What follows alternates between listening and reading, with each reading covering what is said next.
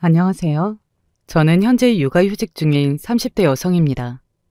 생애 처음으로 경험하는 임신과 출산으로 세상에서 가장 사랑하는 우리 아이를 얻었지만 아직 초보 엄마인 탓에 한 생명을 낳아 기른다는 것이 얼마나 어려운 일인지를 매일매일 실감하며 지내고 있습니다. 퇴근 후에 짬날 때마다 제 부담을 덜어주려고 노력하는 남편이 아니었다면 저 혼자서는 감당하기 버거웠을 거예요. 며느리 귀히 여겨주시는 시부모님이나 갓 엄마가 된 서투른 딸 자식을 사랑으로 지켜봐 주시는 친정 부모님 도움도 크지만 역시 함께 자식 낳아 기르는 남편만큼 서로의 입장을 잘 알아주는 사람이 없는 것 같아요.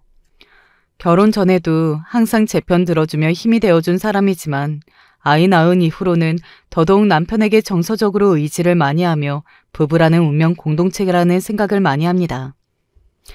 이렇듯 견고한 부부 사이였기에 서로에 대한 믿음을 바탕으로 저희 두 사람 사이에 누군가 끼어들 틈 같은 건 없다고 생각했어요. 하지만 저희가 그런 뜻이 없다고 해서 세상이 꼭 그런 저희를 가만히 두는 건 아니더라고요. 이미 오래전에 스치듯 흘러간 인연이라고 생각했던 것이 이렇게 저희 부부의 삶을 뒤흔들어 놓을 줄은 정말 상상조차 하지 못했습니다. 얘를 이렇게 키워봤자 너도 좋을 거 없어. 너도 결혼해서 가정 꾸리고 산다면서 주변에 안 좋은 말로 오르내려서 좋을 거 없잖아.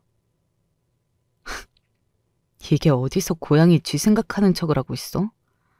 나한테는 내 남편 들먹이면서 할 말 못할 말 못 가리더니 왜? 네 실체 까발려질 생각하니까 이제 와서 남들 시선이 무서워졌어? 근데 나한테는 왜 그랬니? 남의 인생 멋대로 지고 흔들려고 해놓고 네 인생은 멀쩡하게 흘러갈 줄 알았어? 남편과 가정 꾸리고 살게 된 일에 저 정말 하늘에 맹세코 제 남편에게 부끄러운 짓 단 한 번도 하지 않았습니다. 그 노력을 저희 인생에 아무것도 아닌 인간이 감히 무가치한 것으로 만들고자 했을 때 제가 느꼈을 분노를 여러분들께서는 상상하실 수 있으실까요? 세상 사람들이 손뼉도 마주쳐야 소리가 난다고들 하지만 가만히 있는데도 멀쩡한 사람한테 부딪히려 드는 정신 나간 인간들도 있더라고요. 남편과 저는 어릴 적부터 얼굴을 보며 함께 자라온 사이입니다. 같은 동네에서 자라며 저희 부모님과 시부모님 되시는 분들이 신혼 시절부터 이웃으로 왕래하며 지내셨어요. 저희 남편이 제 친오빠의 친구이기도 하고요. 그러니까 제 입장에서는 태어났을 때부터 남편과 인연이 있었던 셈이었어요. 유년 시절부터 학창 시절을 거쳐 성인에 이르기까지 남편과는 정말 뗄려야 뗄 수 없는 사이로 지내면서 때로는 친구같이 때로는 오누이 같은 사이로 긴 시간 알고 지내왔습니다. 그러는 동안 투닥투닥 다투는 일도 없지는 않았지만 한 번도 제게 인간적으로 실망스러운 모습은 보인 적이 없었던 남편이었어요. 그런 저희를 보면서 양가 부모님들께서도 은근히 저희가 잘 되기를 바라셨어요. 어릴 적에는 그게 쑥스럽게 느껴질 때도 있었지만 남편이나 저나 결국 서로의 첫사랑으로 부부의 인연까지 맺게 되었네요. 남편이나 저나 지금껏 인생 살아오면서 삶의 굴곡이 그리 크지는 않은 편이었습니다. 남편과 결혼해서 살면서도 서로 집안에 큰소리 날 일 없이 평범하지만 사이좋게 잘 지냈고요. 다만 한 가지 걱정이 있었다면 결혼 5년 차에 접어들 때까지 아이 소식이 들리지 않는다는 거였습니다. 제가 저희 친구들 사이에서는 비교적 결혼이 빠른 편이었거든요. 그런데 이제는 친구들도 하나 둘씩 결혼해 아이 엄마가 되었는데 가장 먼저 결혼한 제게 아직 아이 소식이 없으니 은근히 초조한 마음이 들기 시작했습니다. 미연이 너나 나나 병원에서 아무 문제 없다고 했잖아. 귀한 아이가 찾아와 주려고 조금 더디게 오나 보다 생각하고 너무 조급해하지 말자. 해가 넘어갈수록 조금씩 불안해하는 저를 보며 남편이 안심시키려고 노력했지만 그래도 쉽게 마음이 달래지지 않았습니다. 그렇다고 해서 저희 친정이나 시부모님이나 손자를 독촉하신 적은 한 번도 없었습니다. 양쪽 어르신들 모두 남편과 저 두 사람 모두를 자식처럼 여겨주시는 분이셨고 결혼하고 시댁 식구들에게 마음 상할 일 한 번 없었어요. 당연히 제게 아이 문제로 눈치 주신 적도 없었고요. 그래도 제가 괜히 제 발이 저려서 그런지 날이 갈수록 아이 걱정만 가득해져 갔습니다. 잘 다니던 회사에 휴직계를 내고 본격적으로 임신을 준비한 건 역시 더는 미뤄서는 안 되겠다는 생각이 들었기 때문이었어요. 휴직 이후로 난임 병원에도 가게 되고 시험관 시술도 계획하게 되었습니다. 그러면서 결혼 후 몇 년간 소홀했던 친구들과도 다시 연락을 하기 시작했어요. 제가 마음이 못나서 그런지 가까운 친구들이 아이 생기기 시작하면서 스스로 움츠러드는 마음에 연락을 피하게 됐거든요. 사실 나도 결혼 3년 넘겨도 아이가 안 생기길래 시술을 받았거든. 나는 결혼 전부터 난임 판정 받아서 아이 결혼하고 곧장 시험관 시술 받았어.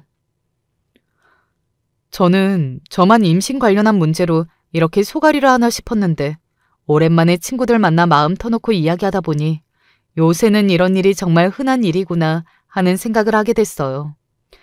제 인생이라고 너무 제 문제에만 매몰되어서 나만 가장 힘든 상황에 처했다고 생각했는데 의기소침해 있는 친구를 위해 진솔한 이야기를 들려주는 친구들 말을 들으면서 참 위로를 많이 받았습니다. 휴직으로 상대적으로 시간적 여유가 생기고 또 이렇게 오랜만에 친구들을 자주 만나게 되니 저도 집에서 아이 문제로만 골몰하던 때보다는 기분이 환기되어서 그런지 한결 마음도 가벼워졌습니다. 오랜만에 친구들 만나서 이런저런 이야기하면서 옛 이야기도 다시 꺼내보고 수다도 떨고 그러면서 마치 어린 시절 그때로 돌아간 듯한 기분도 들었어요. 그러다 보니 이래저래 잊고 살던 사람들에 대한 이야기도 한 번씩 나오게 되었습니다. 우리 미연이가 시집가기 전에 은근히 인기가 좋았는데 말이지. 어우, 얘는 누가 들으면 진짜인 줄 알겠다. 왜? 틀린 말도 아닌걸? 네가 하도 너희 신랑 말고는 어디 눈 한 번 돌린 적이 없어서 눈치를 못 채서 그렇지. 학교 다닐 때 너한테 관심 있었던 남자애들 꽤 많았다? 그렇다 한들 그게 다 언제적 얘기야? 이미 아줌마 된 지 오래인 사람인데 다 옛날 얘기지. 그래도 너 좋다고 따라다녔던 애들 중에서 유난스러운 애들도 몇 있었는데. 아, 걔 누구였지? 너한테 대놓고 좋다고 말은 못하면서 주변에서 기웃대다가 너네 오빠한테 제대로 한 소리 들었던 애도 있었는데. 친구의 그 말에 저도 10년 넘게 한 번도 떠올리지 못했던 얼굴 하나가 문득 떠올랐습니다. 고등학교 시절 저는 남녀공학을 나왔는데 2살 터울의 친오빠와 같은 학교로 배정이 되었어요. 당시에 남편은 남학교로 배정이 되는 바람에 고등학교는 떨어져서 다니게 되었죠. 남편과는 이미 그 시절부터 서로 좋은 감정이 오가고 있었어요. 그걸 저희 오빠도 모르지 않았고요. 저희 친정오빠가 저희 남편 참 좋아하거든요. 제법 깐깐한 저희 오빠 눈에도 흔쾌히 합격 도장을 받아낸 남편이니 저도 더더욱 신뢰할 수밖에 없었죠. 그러다 보니 저희 오빠가 제 주변에 얼쩡거리는 남자애들한테 더 민감하게 반응하기도 했어요. 자기 매제로 이미 단단히 점 찍어 놓은 사람이 있는데 제 여동생에게 눈독을 들이는 놈들이 곱게 보이지는 않았겠죠. 제 친구가 언급한 남학생 역시 그들 중 하나였습니다. 어? 사탕 또 넣어놨어. 대체 몇 번째야? 아니, 자물쇠까지 잠가놨는데 이걸 어떻게 열고 넣어놨대? 어릴 적이어야 남자아이들이 관심 있는 여자애들 책상에 자그마한 간식거리를 넣어놓으며 호감을 표시하기도 하잖아요. 그런데 꼭 자물쇠로 잠가둔 제 전용 사물함을 어떻게 딱 열었는지 그 안에다 이것저것 선물이랍시고 뭘 넣어놨는데 솔직히 기분이 썩 좋지 않았습니다. 누군지도 모를 사람이 준 먹을 것이라는 것이 찝찝하기도 했지만 직접적으로 호감을 표시하거나 아니면 공기되어 있는 제 책상 위에 올려놓은 것도 아니고 꼭 닫아놓은 사물함을 따서 그 안에다 뭘 집어넣는다는 게 좀 음흉하게 느껴졌거든요. 누가 이랬는지를 알 수 없다는 점에서 더 그랬습니다. 이런 얘기 오빠 귀에 들어갔다가는 오빠 성격에 난리를 칠 게 분명했어요. 가뜩이나 여동생 일이라면 물불 가리지 않고 달려드는 오빠인데 그 당시야 제가 어려서 뭘 모르기도 하고 지금처럼 개인정보에 대한 인식이 강하지 않았다 하더라도 사실 하는 행동이 스토커나 크게 다를 바가 없지 않습니까? 괜히 오빠가 학교에서 난리를 쳐서 창피한 일이 생길까봐 아무 말도 안 하고 있던 걸 제 친구들이 일러바치는 바람에 뒤늦게 오빠가 알게 됐어요. 너 그런 일이 있었으면 진작 얘기를 했어야지. 아니, 누군지도 모르고 사실 내 앞에 나타나서 뭐라고 한 것도 아닌데 얘기할 만한 게 없어서 그랬지. 너 그런 거 우습게 생각하면 안 되는 거야. 아직 나이도 어린 놈이 하는 짓이 그렇게 음흉한데 뒤에서 또 무슨 짓을 벌일 줄 알고? 잔뜩 흥분해서 씩씩거리며 화를 내는 오빠 옆에서 남편 역시 걱정스러운 얼굴이었어요. 그래, 다른 것도 아니고 자물쇠까지 채워놓은 걸 열었다면서. 혹시 네 물건 함부로 만지고 안 좋은 거라도 넣어놓으면 어떡하려고? 그 말을 들으니까 저도 슬슬 걱정이 되더라고요. 애써 별일 아닌 것처럼 생각하려고 하기는 했지만 솔직히 어린 마음에 저도 불안하기는 했거든요. 사건의 범인은 그로부터 얼마 지나지 않은 후에 밝혀졌습니다. 미연아, 빨리 와봐. 여느 때처럼 학교에 등교했더니 제 사물함이 있는 쪽에 한 무리의 아이들이 누군가를 둘러싸고 있었습니다. 난처한 기색으로 식은땀을 뻘뻘 흘리고 있던 그 애는 평소에 말 한마디 나눠보지 못한 조용한 남학생이었어요. 반에서 눈에 띄지 않던 그 아이는 키도 작고 왜소하고 살집도 있는 편에 덥수룩하게 기른 머리와 두터운 안경 탓에 눈동자도 잘 보이지 않았습니다. 한마디로 또래 여학생들의 호감을 사기는 어려운 외양이었습니다. 저도 그 전까지 말 한마디 나눠보지 못했고요. 그 옆에서 흥분한 제 친구들이 저를 기다리고 있었습니다. 미연아, 네 사물함 딴 범인 찾았어.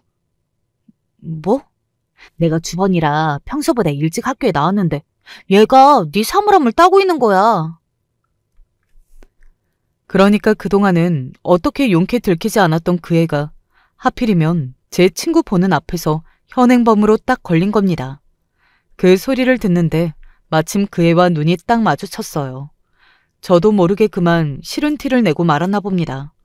황급히 그 애가 제게서 시선을 돌리기는 했지만 이미 수치심으로 눈에 보이는 모든 부분이 새빨갛게 달아올라 있었어요. 하지만 그 아이의 무한함을 배려해 줄 수 있을 만큼 저도 성숙하지는 못했습니다. 더군다나 내 물건 열어보지 말라고 자물쇠까지 채운 걸 억지로 뜯어서 열어본 남자애한테 상냥하게 대하는 것도 더 이상한 일 아니겠어요. 남편 말 맞다나 그 안에 있는 제 물건에 손을 댔을지도 알 수 없는 노릇이고요. 뭐 그의 입장에서는 자기 나름대로 제게 호감을 표시한다고 그랬을지는 몰라도 그게 당하는 사람 입장에서는 썩 유쾌한 일은 못 됩니다. 특히나 좋은 일도 아닌데 가뜩이나 학교에서 주목받는 건 그다지 좋아하지 않은 입장에서는 제 자의도 아닌데 이런 일로 아이들 시선이 한꺼번에 쏠리는 건 역시 달갑지 않았고요. 그래서 제 딴에는 그 상황을 어떻게든 빨리 마무리 짓고 싶어서 그 애한테 처음으로 말을 붙였습니다. 그동안 간식 챙겨주고 그런 건 고마운데 일부러 내 사물함은 열어보지 말아줬으면 좋겠어. 부탁할게. 그게 제 입장에서는 가장 곱게 할 수 있는 말이었어요. 솔직히 심정만 같아서는 왜 남의 사물함을 멋대로 따느냐고 한마디 쏘아붙이고 싶었지만 무슨 구경이라도 난 것처럼 흥미롭게 바라보는 아이들 앞에서 그렇게 대차게 따질 정도로 제 담이 크지 못했습니다. 저한테 그 말을 듣고는 허둥지둥 자기 자리에 가서 고개를 책상에 묶어 엎드리는 그애 역시 이 주먹이 달갑지 않았겠죠. 드디어 범인을 알게 된 저희 오빠가 길길이 날뛰었습니다. 놔봐. 할 말은 제대로 해야지. 내가 얘기 잘했다니까 그러네. 가뜩이나 얼른 이 문제 마무리되어 시끄러운 일 빨리 가라앉기를 바라는 판에 오빠까지 나서서 기름 붓게 만들고 싶지 않아서 간신히 오빠를 말렸어요. 하지만 그 애 혼자 하교하는 길에 오빠가 기어이 그 애를 불러세워서 한 소리 했다는 것은 저도 나중에 건너서 전해 듣게 되었습니다. 그러고 나서 정말로 제 사물함 안에 2번 다시 뭔가를 넣어두거나 하지는 않았기 때문에 저도 그걸로 마무리가 되었다고 생각했습니다. 그날 내가 그렇게 시끄럽게 얘기한 건 걔 발뺌할까봐 그렇기도 했지만 사실 걔가 너무 익숙하게 네 자물쇠 따고 있어서 그게 소름이 돋아서 더 그랬어. 손에 쥐고 있는 걸 보니까 정확하게 뭔지는 몰라도 전문적으로 열쇠 따는 도구처럼 보이던데 무슨 도둑놈도 아니고 그런 걸 들고 다니는 애가 어딨어. 하는 짓은 말도 한마디 제대로 안 하고 얌전해 보이더니 뒤에서 그런 것까지 써가며 주인도 모르게 그러고 있다고 생각하니까 소름 끼치잖아. 그래서 일부러 애들 들으라고 더 그랬지. 걔도 좀 눈치가 보이면 더 그러진 못할 거 아니야. 나중에 그 소란의 원인을 제공했던 친구가 제게 그렇게 해명을 하더라고요. 사실 그 친구도 제가 주목받거나 튀는 걸 좋아하지 않는다는 건 친구니까 이미 잘 알고 있었거든요. 그런데도 그렇게까지 요란을 떨길래 제가 왜 저러나 싶어 속으로 솔직히 좀 창피하기도 했는데 친구 말을 들어보니까 또 그럴 만한 사정이 있었겠다는 생각이 들었습니다. 그 이야기까지 듣고 보니 저도 그 남자애가 확실히 더 꺼려지기는 하더라고요. 저만 그렇게 생각하는 거면 모르겠는데 제 주변 친구들이나 오빠나 남편까지 좋지 못하게 생각하는 걸 보면 굳이 평소에 친분도 없던 그 애와 가깝게 지내고 싶지가 않았습니다. 그 애 역시 그 소란스러운 일이 있고 난 후로는 제 쪽으로 고개도 돌리지 않았으니 차라리 다행이라고 생각했어요. 어차피 학년 올라가면서 반 갈라지고 더는 마주칠 일 없어지면 이대로 묻히겠거니 생각했습니다. 실제로 2학년에 진학하고 난 이후로는 그 애와 반이 갈라지면서 더는 마주칠 일이 없어지기도 했고요. 졸업식 날 사물함에 있는 짐을 빼려다 그 애의 편지를 발견하고 조금 놀랐어요. 1학년 이후로는 복도에서 한 번 마주친 적도 없는 아이이기에 더 그랬죠. 생각해보면 학교가 그렇게 크지도 않았는데 그 긴 시간을 우연히 마주친 적도 한 번 없다니 그제야 그 애가 일부러 저를 피해 다녔을지도 모르겠다는 생각이 들더라고요. 편지의 내용은 이러했습니다. 네 허락 없이 함부로 사물함 열어서 미안했어. 나는 너한테 잘 보이고 싶었는데 도리어 내게 나쁜 인상만 준 것 같아서 앞으로 잘 지내길 바랄게. 솔직히 그때는 좋지 못한 인상을 받기는 했지만 그 후로는 딱히 생각해 본 적이 없을 정도로 금방 잊어버리기도 했고 뒤늦게나마 직접적으로는 아니더라도 편지로나마 사과의 뜻을 전했으니 저도 이걸로 더는 마음의 앙금 남기지 말자고 생각했어요. 사실 그 이후로 당사자인 저는 떠올린 적도 없었는데 친구들 입장에서는 여전히 기억에 남는 사건이었던 모양이에요. 지나고 보니 별일 아니었는데 그 애도 어린 마음에 상처를 입었겠다 싶어 괜히 마음이 찜찜하더라고요. 그 생각도 오래 남지는 못했습니다. 그 무렵에 제가 그토록 바라던 저희 아이가 드디어 찾아오게 되었거든요. 여보, 고생했어. 정말 고마워. 당연히 저의 임신은 양가 모두의 기쁨이었습니다. 무엇보다 당사자인 제 행복이 이루 말할 수 없었어요. 그동안 말씀은 안 하셨어도 다들 제 마음고생에 함께 염려하시고 마음을 써주셨다는 걸 알기에 더욱 기뻤습니다. 어렵게 찾아온 아이인 만큼 임신 기간 동안에는 더더욱 유의하며 지냈어요. 그것도 하루 이틀 일이지 조심하겠다고 가벼운 운동 정도만 하며 집에서 지내고자 하니까 슬슬 좀이 쑤시기 시작하더라고요. 제가 그리 외향적이거나 사교적인 성격은 아니더라도 매일 출근을 하던 사람이 집에서 정양만 하려고 드니까 그것도 쉽지 않은 일이더라고요. 그래서 가끔씩 점심 도시락을 싸다가 남편 직장에 깜짝 방문을 하기도 했습니다.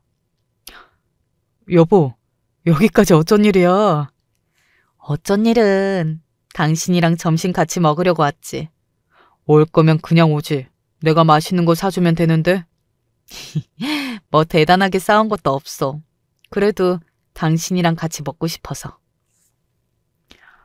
어쩜 대리님이랑 사모님은 뵐 때마다 이렇게 사이가 좋으세요?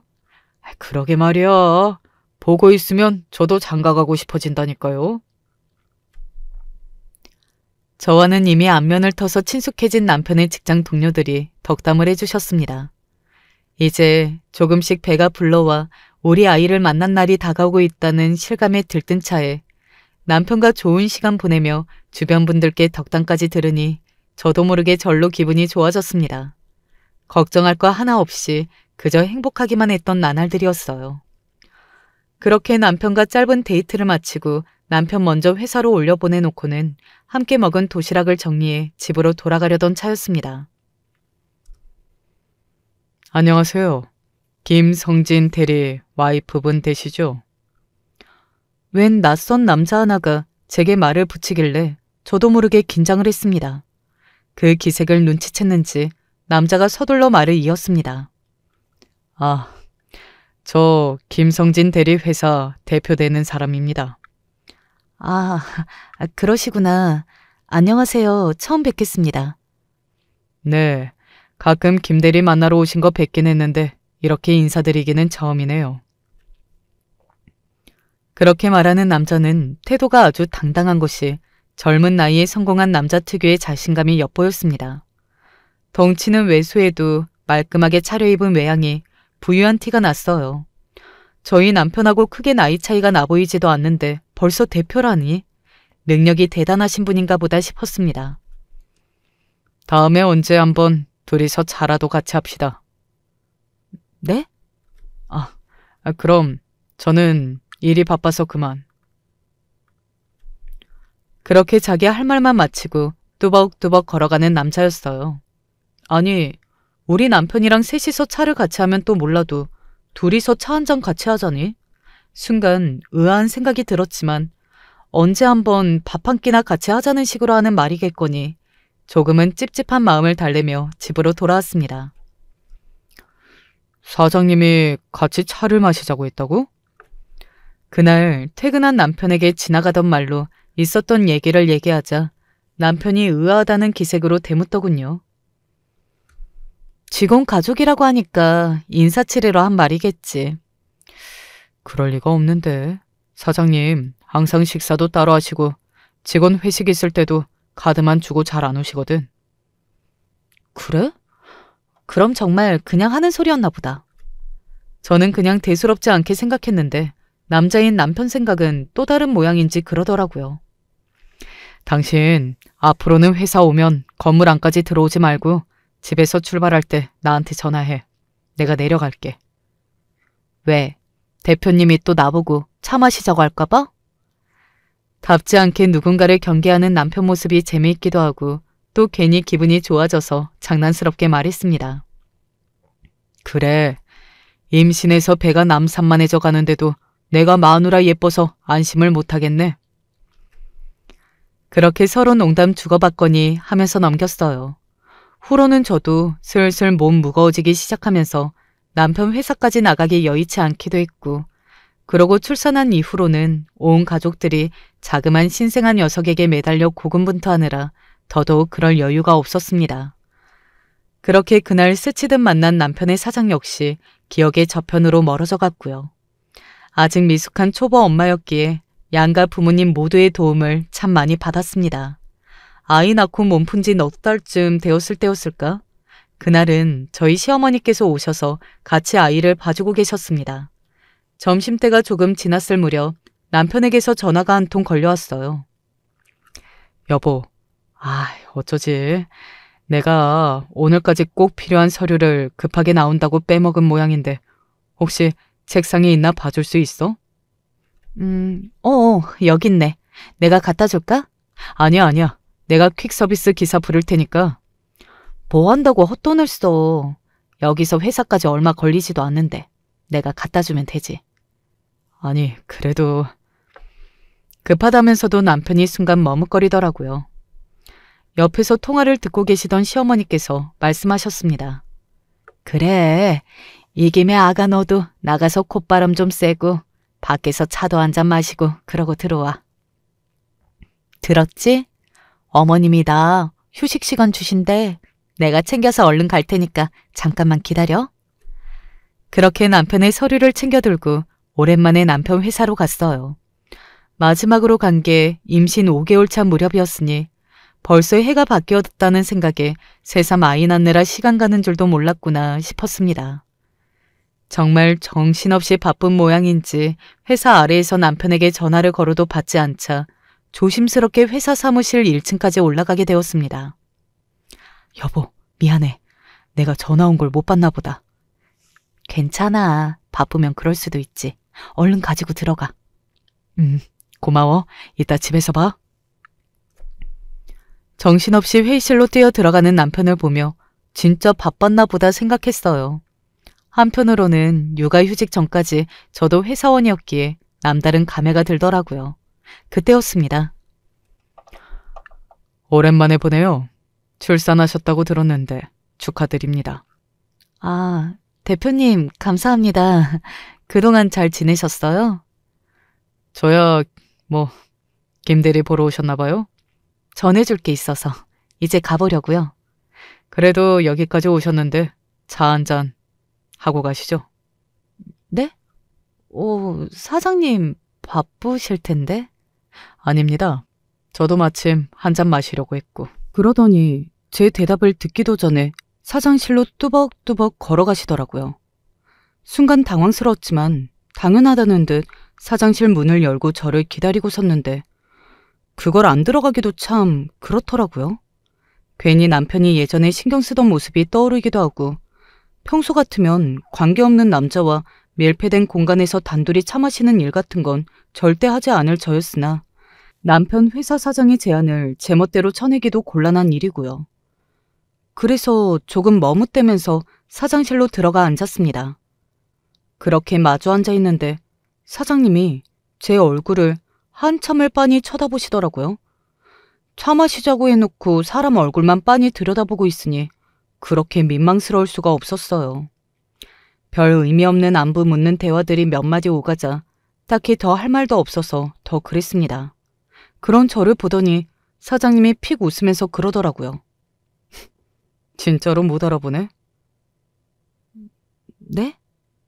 아, 나는 괜히 껄끄러워서 모르는 척하는 건가 했더니 정말로 나 못 알아보는 거야? 마치 저를 잘 알고 있다는 듯 갑자기 반말로 훅 물어오는데 듣는 저로서는 당황스러울 수밖에 없었어요. 제가 아는 사람이었다면 진작 전에 마주쳤을 때 알아보고도 남았을 텐데 아무리 떠올려봐도 제 기억에 사장님의 얼굴은 없었으니까요. 그렇게 눈만 도르륵 굴리고 있는 저를 보면서 사장님이 말씀하셨습니다. 하긴 내가 겉보기에 좀 많이 바뀌기는 했지. 나 강윤택이야. 이름을 얘기했는데도 한동안 누군가 싶었습니다. 사장님이 얘기한 이름은 사장님 뒤에 적혀있는 명패와도 달랐어요. 아, 내가 성인 되고 나서 개명을 했거든. 그래서 동창 중에 내 소식 아는 애들 거의 없을 거야. 네가 한 번에 몰라보는 것도 무리는 아니지. 그 말에 다시 한번 사장님 얼굴을 유심히 들여보았더니 그제야 떠오르는 얼굴 하나가 있었습니다. 살도 많이 빠지고 덥수룩하게 기른 머리도 깔끔하게 이마를 드러내어 올리고 두터운 안경도 사라져 있었지만 유심히 들여다보니 그 얼굴이 아직 남아있더라고요. 네, 제게 먼저 아른 채라 하는 사장은 바로 학창시절 제 사물함을 몰래 따다 걸려 망신을 당했던 바로 그 남학생이었어요. 저로서는 상상조차 할 수 없었던 대면이었습니다.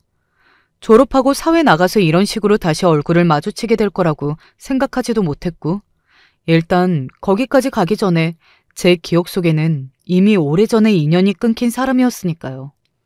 사람이 만나려면 이렇게도 만나지나 싶어 당황스러웠습니다. 사실 그때 저희가 그렇게 좋은 사이는 아니었잖아요. 제 입장에서는 불쾌한 일이었고 먼저 잘못을 했다고는 하나 사장님 입장에서도 썩 좋은 기억으로 남아있을 것 같지는 않더라고요. 서로 아무런 접점 없는 사이면 또 모르겠는데 그때 그 애가 내 남편 다니는 회사의 사장이라니 제 입장에서는 난처할 수밖에 없었습니다. 너 결혼했다는 소식은 들었는데 그게 우리 회사 김대리였을 줄은 나도 몰랐네. 이름이 똑같길래 설마 했는데 나도 결혼식장 가서야 알았어. 저희가 결혼을 한 게 벌써 7년 차에 접어들고 있었습니다. 이미 7년 전에 저희 결혼식 참석하면서 제가 누구인지 확인했을 텐데 여태까지 그걸 모른 척하다가 이제 와서 실토하는 사장님 때문에 한껏 긴장이 되었어요. 그제야 일전에 저 아직 출산하기 전에 우연히 마주쳤을 때 둘이서 차 한잔 하자고 했던 말이 그냥 하는 말이 아니었다는 생각이 들어 뒷목이 쭈뼛해졌습니다. 너 그렇게 일찍 시집갈 줄 알았으면 내가 연락이라도 한번 해볼걸. 내가 결혼식장에서 얼마나 놀랐는지 몰라. 이미 진작 다 끝난 인연인데 아무리 우연히 결혼식장에서 마주쳤다 한들 그게 뭐가 그렇게 중요하나 싶었습니다. 그리고 자기가 저한테 진작 연락했다고 상황이 달라지지도 않았겠죠. 아쉬움이 가득 남은 얼굴로 자기 혼자 추억에 빠져서 주절주절 대고 있는 사장 얼굴을 보자니 이 상황을 어떻게 헤쳐나가야 하나 싶어 난감했어요. 어떻게든 빨리 얘기 마무리 짓고 이 자리를 뜨고 싶은 심정이었습니다. 괜히 심기를 거스리고 싶지 않아서 굳은 얼굴에 애써 미소를 떠올리고 말했어요. 네가 우리 신랑 회사 사장님이 될 줄은 몰랐네. 젊은 나이에 이렇게 크게 성공하고 잘 됐어. 사실 회사는 아버지가 운영을 하시다가 몇 년 전부터 건강이 안 좋으셔서 일선에서 물러나신 후에 내가 대표 자리로 올라왔지. 그렇다고 내가 뭐 꽁으로 이 자리까지 온 건 아니고 회사 대표도 아무나 하는 건 아니니까.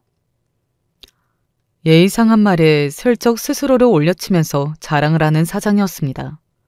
뭐 좋은 추억도 아니고 이만하면 얘기 나눌 만큼 나눈 것 같았는데 좀처럼 이야기 끝낼 생각이 없어 보이는 사장 때문에 더더욱 마음이 좌불안석이 되었습니다. 다시 만나서 반가워. 사람 인연이 참 이렇게도 다시 만나게 되네. 그러면 나 아이 보다가 나온 거라서 먼저 일어나 볼게. 사실 내가 하려던 얘기는 이런 건 아니고 제 얼굴을 힐끔힐끔 보며 입맛을 다시는 사장 얼굴에 닭살이 있는 듯 했습니다. 아까부터 저를 쳐다보는 시선이 순수하게 보이지 않는 것이 불쾌감이 스멀스멀 온몸을 타고 올라오는 기분이었어요. 설마 아니겠지. 제 회사 직원 부인에다가 얼마 전에 출산까지 한 여사를 그런 눈으로 바라볼 리 없을 거야. 속으로 애써 불길한 생각을 감춰보려고 해도 그 불쾌한 눈빛에 자꾸만 불안한 마음이 들었어요. 이제 애도 태어나고 돈 들어갈 때도 적지 않을 텐데 보아하니 지금 직장 다니는 것도 아닌 것 같고. 남의 가족 문제를 무례하게 들먹이는 사장에게 시원하게 한마디 받아칠 수도 없었어요. 차라리 제 직장 상사 같았으면 쓸데없는 말 어느 정도 융통성 있게 쳐냈을 텐데 남편 직장 사장이라고 생각하니 그게 마음처럼 쉽게 되질 않더라고요. 그렇게 꿀먹은 벙어리처럼 앉아있는 저를 보며 입맛을 다시던 놈이 이윽고 본론을 꺼냈습니다. 네 입장에서도 남편 승진 중요하지 않아? 내가 그거 해줄 수 있는데. 대단한 권력이라도 진양 저를 내려다보며 하는 말에 온몸이 얼어붙은 듯 굳어버렸습니다. 다음 말을 듣지 않아도 놈이 무엇을 제안하는지 본능적으로 알 수 있었어요. 너도 이제 가정 있는 여자인데 내가 뭐 크게 바라는 건 아니고 그냥 하룻밤만 같이 있어주면 내가 네 남편 승진시켜줄게. 기어이 제 귀에 꽂힌 그 더러운 발언에 그만 눈을 질끈 감아버렸습니다. 생각해보면 이게 그렇게 나쁜 제안도 아니야. 너도 학교 다닐 때처럼 멋모르고 순진한 여자애도 아니고 이제 알 거 다 아는 유부녀인데 요새 같을 때 승진하는 게 얼마나 어려운데 이 정도면 남는 장사지. 살면서 인간 같지도 않은 남자들한테 크고 작게 성희롱 당해보지 않는 여자들이 더 드물 것입니다. 저도 사회생활한 여자인데 예외는 아니고요. 하지만 이렇게 직접적으로 모욕적인 발언을 듣게 된 것은 제 생애 처음이었어요. 대수롭지 않다는 듯 지 눈앞에 놈 얼굴을 다 쥐어 뜯어버리고 싶을 정도로 격한 분노가 일었습니다.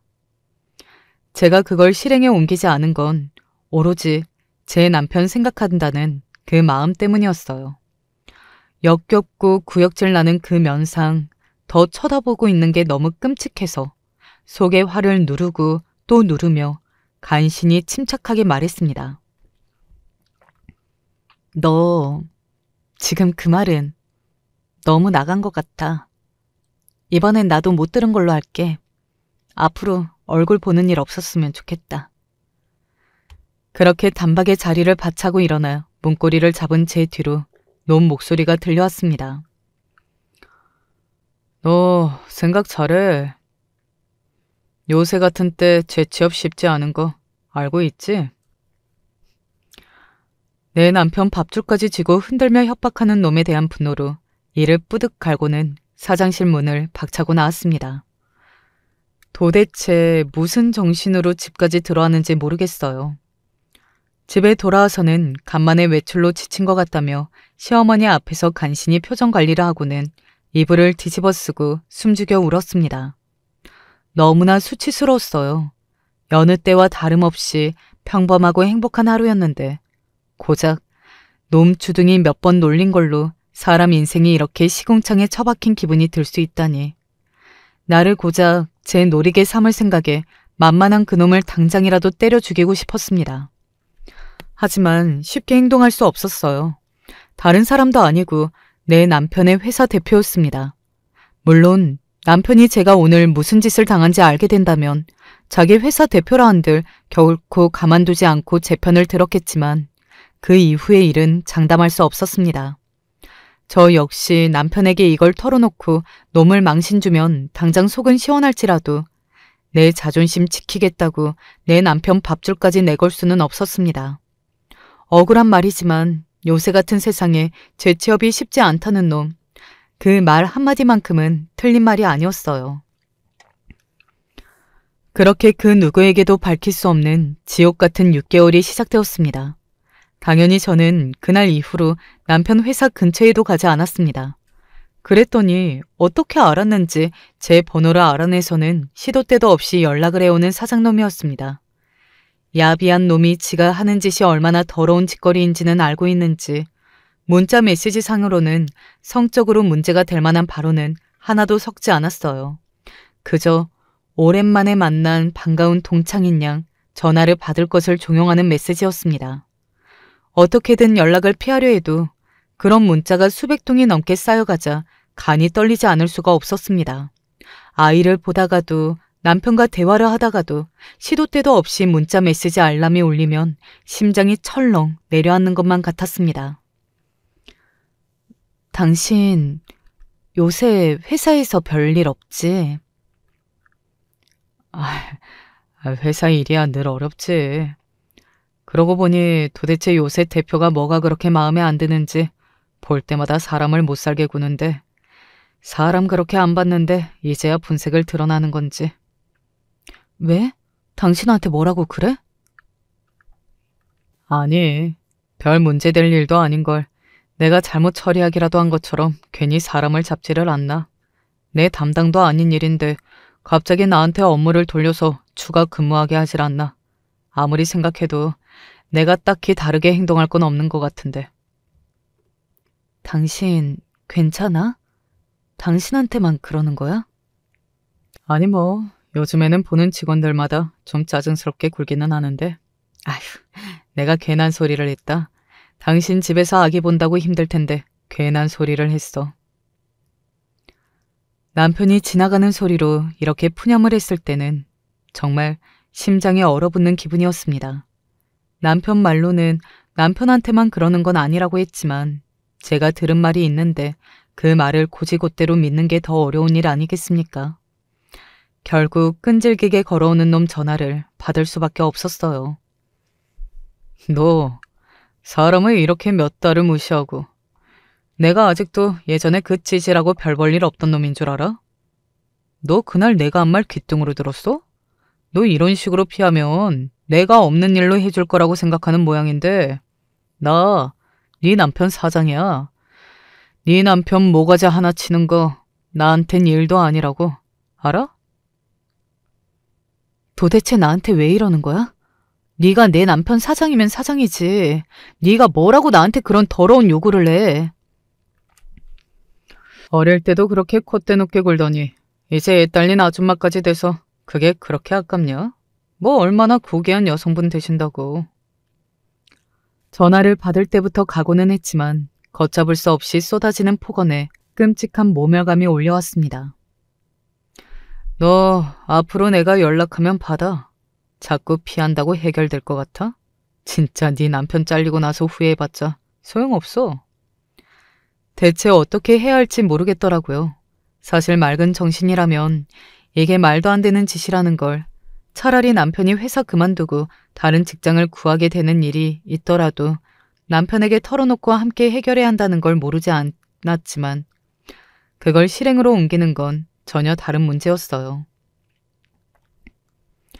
애초에 내가 아니었으면 저 정신 나간 놈이 저렇게 발작 버튼을 눌러 날뛸 일도 없었는데 중간에서 아무것도 모르는 내 남편만 열심히 일하면서도 자기 자리로 이렇게 얼토당토 않는 위협을 받고 있다고 생각하면 남편한테도 너무 미안했습니다.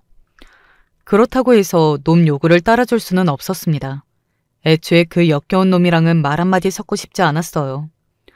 놈과 통화를 끊을 때면 구역질이 나서 한참을 변기를 부여잡고 있어야 했습니다. 제가 티를 내려고 하지 않아도 날이 갈수록 제가 살이 내리기 시작하니 남편을 비롯한 가족들이 제 이상을 슬슬 눈치채게 되었습니다. 당신, 나랑 병원 같이 가보자, 응? 요새 당신 안색이 너무 안 좋아. 아니야, 아기 보느라고 잠이 모자라서 그런가 봐. 나 아픈 데 없어. 여보, 고집 피우지 말고. 괜찮다니까. 그러지 않으려고 해도 저도 모르게 행동이 날카로워질 수밖에 없었어요. 한 번은 우리 아이가 울고 있는데 순간 이대로라면 정말 미쳐버리지 싶어서 정말 정신이 나간 여자처럼 아글아글 써댔습니다. 버뜩 정신을 차렸을 때는 놀란 우리 애가 경기를 내서 자지러지게 울고 있었어요. 미안해. 미안해. 엄마가 너무 미안해. 엄마가 잘못했어. 내 새끼 안고 얼으며 주체할 수 없는 눈물이 쏟아졌습니다. 지금 내가 정상이 아니라는 걸, 계속 이대로 지내서 될 일이 아니라는 걸 그 순간 깨달았습니다. 남편의 직장이 문제가 아니라 이러다 내가 정신 나가서 내 사랑하는 가족들에게 무슨 악영향을 끼칠지 모른다는 생각이 들자 그때서야 결심이 서게 되었어요. 놈으로부터 시달린 지 반년이 되었을 때였습니다. 놈도 인내심이 말라갔는지 제 폭언을 들어주면서도 직접 만나주지 않은 제게 협박의 수위가 날로 높아지고 있었습니다. 그날 저녁 퇴근한 남편을 붙잡고 앉았습니다. 최근 제 상태가 그리 좋지 못했기 때문에 각 잡고 이야기하겠다고 남편을 앉혀놓자 남편 얼굴에도 긴장한 기색이 역력했어요. 쉽게 입이 떨어지지 않았지만 그럼에도 말해야 한다고 저 스스로를 다독였습니다. 그렇게 그날 남편에게 제 회사 사장에게 그간 당해왔던 일들을 모조리 실토했어요. 제 말이 이어지면 이어질수록 남편 얼굴이 핏기 하나 없이 새하얗게 질려버렸습니다. 이윽고 남편이 눈에 시뻘겋게 피추를 세우고는 목이 터져라 울분을 토해냈습니다.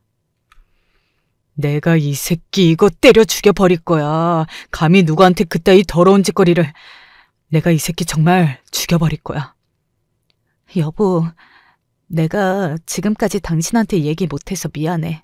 당신도 정말 너무 화나고 힘들겠지만 나 당신하고 같이 해결하려고 얘기한 거야. 그러니까 절대로 그놈한테 폭력 쓰거나 책 잡힐 짓 하면 안 돼. 알았지? 어떻게든 흥분한 남편 달래보려고 애를 쓰는 저를 얼싸안고 남편이 눈물을 뚝뚝 흘렸습니다. 나 때문이야. 내 탓이야. 그러지 않았으면 당신이 어떻게 반년이나 그런 소리를 참아 넘겼겠어. 내가 못나서 그래. 내가. 그게 무슨 소리야. 죄 지은 놈은 따로 있는데 왜 우리끼리 그런 소리를 해야 해? 나도 당신한테 죄책감 느끼지 않을 거야.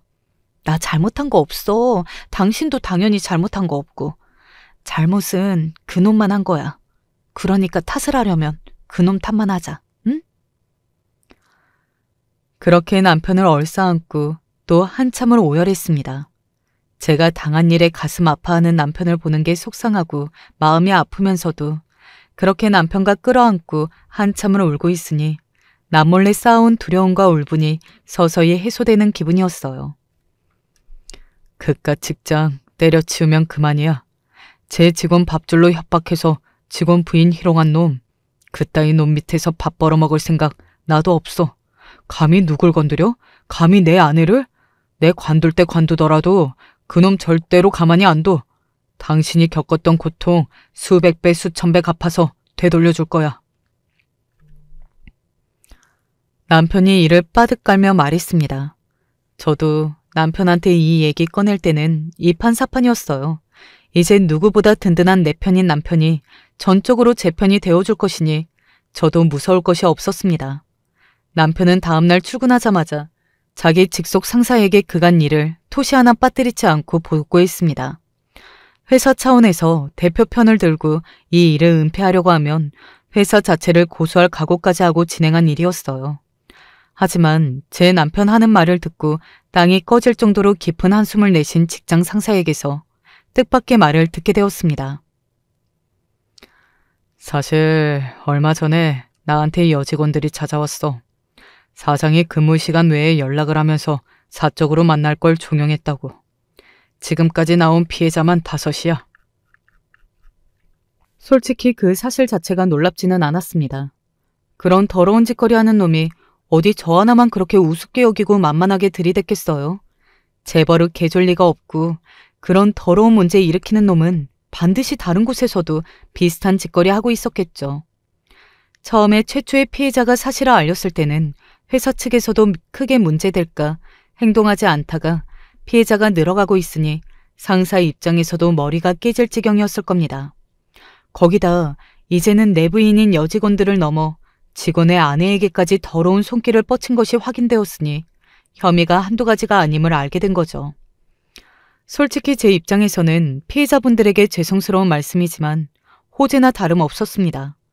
저 혼자만 피해 사실을 주장하면 어떻게든 이를 축소하려 들지도 모르겠지만 이미 저 같은 피해를 당한 이들이 있다는 것은 그만큼 제가 당한 일에 설득력을 더해주는 일이기도 했으니까요.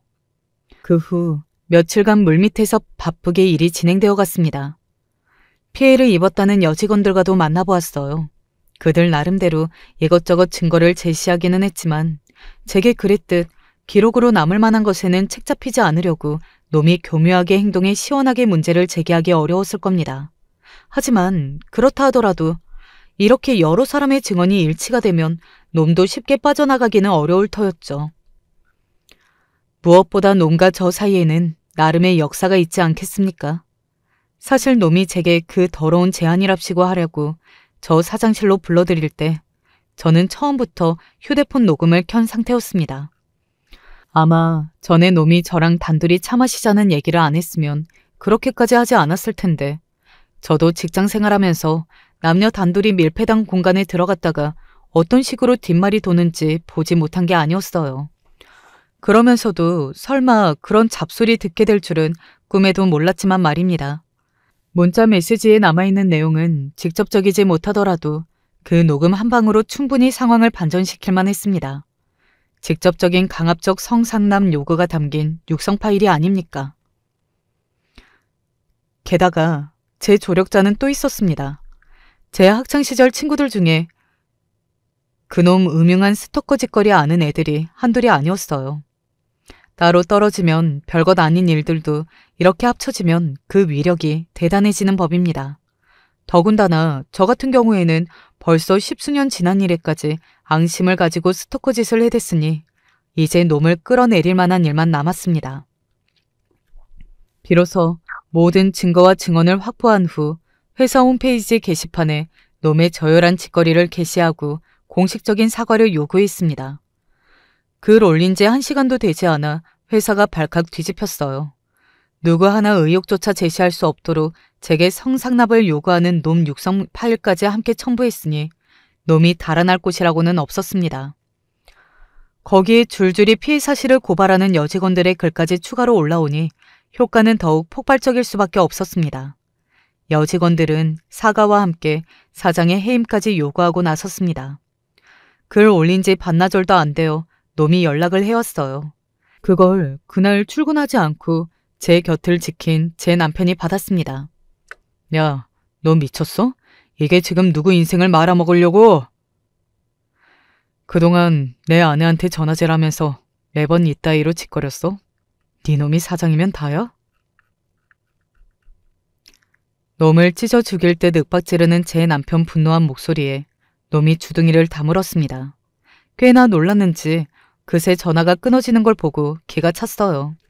저한테 그렇게 집요하게 괴롭힘을 일삼던 놈이 같은 남자가 위협적으로 느껴지자 바로 꼬리를 말다니. 고작 저런 아무것도 아닌 놈 때문에 제 지난 6개월이 지옥이었던 걸 떠올리자 더더욱 화가 치밀어 올랐습니다. 저희 부부는 그날 바로 준비했던 놈에 대한 소송을 시작했습니다. 처음부터 합의할 생각 같은 건 없었습니다.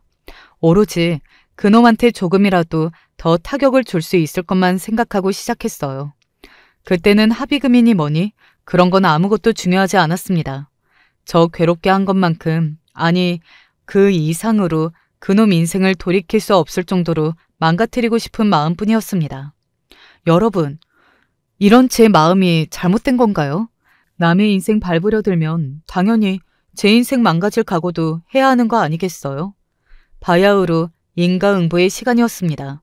그 이후로도 회사 직원 이외에도 피해자들이 드문드문 나타나면서 놈 집구석도 풍비박산이 난 모양이었습니다. 아들놈한테 회사 맡겨놨더니 회사 꼴을 그 지경으로 만들어놨다며 선대 사장도 놈을 개패듯 패놨더라고요. 제게 그 패악을 부리던 놈이 집까지 쫓아와 눈물 콧물 짜내며 고소 취하해달라고 면상이 죄다 터져 나타난 놈이 아주 난리도 아니었습니다.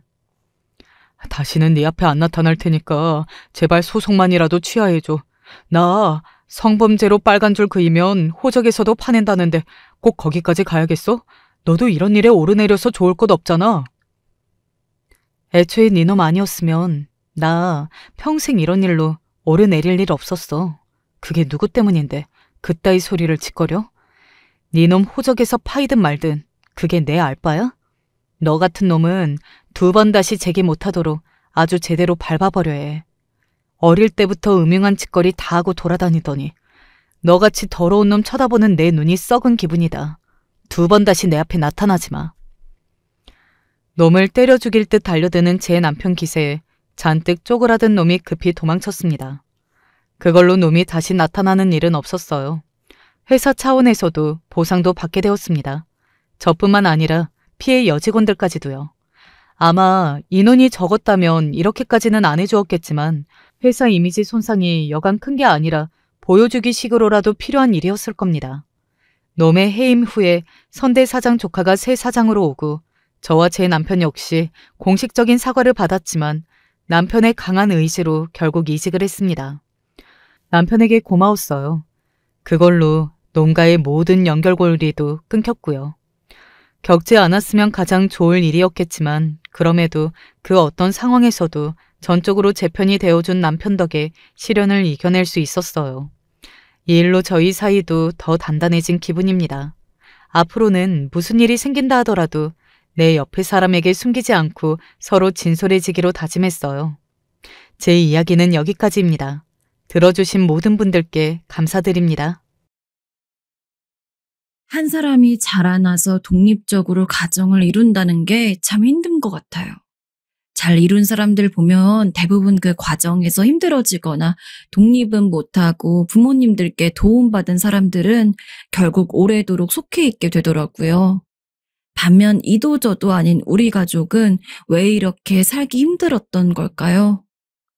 저와 남편은 연애를 해서 결혼을 하게 되었고 대학교 때부터 만나서 쭉 알아왔던 우린 서로의 사정을 너무나 잘 알고 있었어요.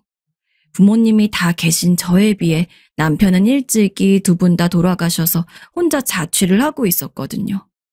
남편은 부모님께 크게 사랑받지도 못했고 가정을 꾸려나가고 집을 준비하는 데 있어 경제력이 많이 부족했어요. 고민하던 중에 저희 부모님은 사람만 괜찮으면 됐다며 신혼집을 마련하는 데에도 도움을 좀 주셨어요. 저희도 열심히 모아서 같이 보태어 작은 보금자리를 준비하게 되었고요. 하지만 시간이 지나면서 아무래도 아기도 가져야 하고 좀 더 넓은 집으로 이사하겠다는 소망이 있었기에 다시 일을 하게 되었답니다. 미용 기술을 배워서 제 개인 샵을 차리는 게 장기적으로도 좋아 보여서 그쪽 일을 시작했어요. 조금이라도 얼마 벌어서 생활비에 보태고 이사하는 데 도움이 될 수 있어서 좋았어요. 저희 친정 부모님께서는 새 집으로 이사하는 자금을 얼마 주시더군요. 돈도 없으신데 엄청 무리해서 주신 것이라 우리가 차차 갚겠다고 몇 번이나 말씀을 드렸고 아빠께선 그럼 따로 기한을 두진 않을 테니 갚으라고 하셨어요. 그렇게 해서 우리는 친정집 근처로 이사를 가게 되었고 그전보다 더 넓어진 방 2개의 작은 거실이 있는 빌라로 들어가게 되었어요. 여기서 이렇게 차차 살림을 늘려나가고 경제적으로도 더 풍요롭게 변해갈 수 있기를 내심 꿈꾸고 바라게 되었답니다. 허나 그러던 차에 우리 부부와 아기를 위한 집으로 준비했던 이곳에 초대하지 않은 손님이 찾아오게 되었습니다. 이제 막 아기가 들어서서 기쁨을 누리기도 전에 입덧이 너무 심해지다 보니 전 그 무렵 미용 일을 잠깐 쉬고 집에 누워 있었는데요. 솔직한 마음으로 저에게 있어선 너무나 낯선 불청객이었고 그렇게 반가운 기분은 들지 않았어요. 사람마다 초반에 스치는 어떤 예감이나 인상이라는 게 있는데 그게 썩 좋지 않더라고요. 우리 집 배를 연신 눌러가면서 계속해서 저희 남편의 이름을 부르는데 너무 당황스러워서 문을 열어보진 못하고 문가에 대고 묻게 되었어요. 누구세요? 그때 바로 되돌아오는 대답은 찬물을 끼얹는 듯 생뚱맞게 들렸어요. 보험 아주머니나 수구먼인 줄 알았는데 그게 우리 시어머니였다니요. 경민이 엄마야. 나 그쪽 시엠이라고. 얼른 문 열어줘요. 네? 시어머니요? 시어머니라니. 저와는 상관없는 호칭이라고 생각하며 살아온 게 대체 몇 년인데 이런 호칭으로 문을 열라고 하는지 이해가 안 갔어요. 혹시 이모님이라도 되시는 건가? 아니 그런데 전혀 들은 내용이 없는데 너무 황당해서 문을 열지도 어쩌지도 못하고 서 있었어요. 그런 와중에 또 제 남편의 이름은 정확하게 부르고 있으니 어찌되었건 문을 열게 되었는데요. 시어머니라고 하면서 본인을 소개하시던 그분은 문을 열자마자 대뜸 자기 할 말만 하시더라고요. 아유, 문을 왜 이렇게 안 열어줘? 더워 죽겠는데. 가서 일단 물 좀 내와봐요. 그러면서 바로 신발을 벗어던지고 웬 짐가방만 갖고 집으로 들어오는 게 아니겠습니까? 문 밖에서부터 안으로 들어와서의 행보까지 전 그 어떤 장면도 쉽사리 이해가 가지 않았어요. 이게 대체 뭘 어떻게 하자는 건지. 물을 들이고 나서 바로 안방으로 들어가 남편에게 전화를 걸었어요. 내용을 들은 남편은 불안하게 시리 말이 없더라고요. 여보, 빨리 대답을 해봐. 시어머니라니 이게 무슨 말이야? 차라리 친척 아주머니여서 시어머니 같은 존재라고 말을 해주길 바랬어요. 말이 안 돼도 그렇게 생각하게 되더라고요. 남편은 고등학교 때쯤 부모님이 사고로 돌아가셨다고 해서 전 당연히 그런 부분은 생각지 못했고 저렇게 저벅저벅 멋대로 걸어 들어와 한눈에도 인상이 안 좋은 분이 그렇게 가까운 가족이라니. 솔직히 껄끄러운 감이 있었거든요. 그런데 남편은 왜 제 마음에 안 드는 대답을 하는 걸까요? 그게 내가 가서 설명을 할게. 설명? 설명이라니 그럼 맞다는 거야? 한숨을 푹푹 쉬며 어쩔 수 없이 그 자리에서 말을 이어가는 남편의 이야기는 들으면 들을수록 뭐가 이렇게 고개를 넘듯 충격적인 것인지 가뜩이나 입덧으로 몸도 안 좋아서 누워있던 전 두통이 와서 온 머릿속이 아리더군요. 너한테 말을 안 했던 게 있는데 미안해. 엄마가 어떻게 찾아내서 우리 집에 온 건지 모르겠지만 사실 엄마는 계셔. 아버진 돌아가신 게 맞고. 근데 이게 엄마와 사이가 안 좋아. 죽을 때까지 엄마랑도 안 볼 생각이었고. 말하는 내내 두서없이 결론적인 얘기만 뚝뚝 전달하는 탓에 처음부터 끝까지 다 이해가 되지 않아서 계속 웅웅거리고 복잡하더라고요. 게다가 어머니는 정말 너무 본인의 얘기만 척척 이어가시는 탓에 그 흐름을 따라갈 수가 없었어요. 경민이 언제 오니? 그리고 저기 뭐야, 그 밥 좀 있어? 내가 너무 시장하니 반찬 몇 가지 해서 밥 좀 내와라. 아, 네. 대뜸 밥을 달라고 하시는데 저도 입덧하느라 뭐 먹을 게 없었어요. 그런데 오자마자 어른이 저렇게 찾으시니 어쩔 수가 없이 결국 떠듬떠듬 집에 있는 것들을 꺼내어 상을 차리게 되었어요. 그렇게 식사를 차려드렸더니 그대로 아무 말 없이 왕막 드시기만 하고 물 한 잔 드시더니 아유, 밥맛이 그저 그렇네 하고 불평하시는 게 아니겠어요? 그리고선 절 보더니 살림은 좀 더 배워야겠어 하곤 소파에서 그대로 주무시는 게 아니겠어요. 전 약간 황당하면서 한편으로 조금 화가 나기도 하고 그대로 안방에 들어가서 누워있기만 했어요. 저녁쯤 되자 남편은 허겁지겁 뛰어들어왔고 그대로 소파에 잠든 본인의 어머니를 보더니 황급히 흔들어 깨우더군요. 엄마! 엄마 일어나봐. 이게 뭐하는 짓이야? 남편 입에서 엄마란 단어가 나오는 모습도 좀 생소해 보이기도 하고 완전 얼굴이 시뻘겋게 상기가 되어서 머리끝까지 화가 난 걸 보니까 제가 나서면 안 될 것 같았어요. 어머니는 일어나자마자 저희 남편을 보더니 얼싸안으셨는데 남편은 거칠게 밀어붙이면서 소리를 지르더군요. 나가! 당장 나가라고! 누가 여기를 알려준 거야? 아니, 긴 말하지 말고 나가. 나 엄마 볼 생각 없어. 그런데 그 말에 어머님 갑자기 얼굴이 일그러지면서 서럽게 와이처럼 울음을 토하시는데 한순간에 이 황당무계한 장면을 보고 있어야 하는 저는 순간 어지러워서 그대로 스르륵 앉게 되었어요. 남편과 어머니는 한바탕 난리가 나서 끌어내려는 자와 절대 죽어도 나가지 않으려는 자의 싸움이 시작되어 버렸거든요.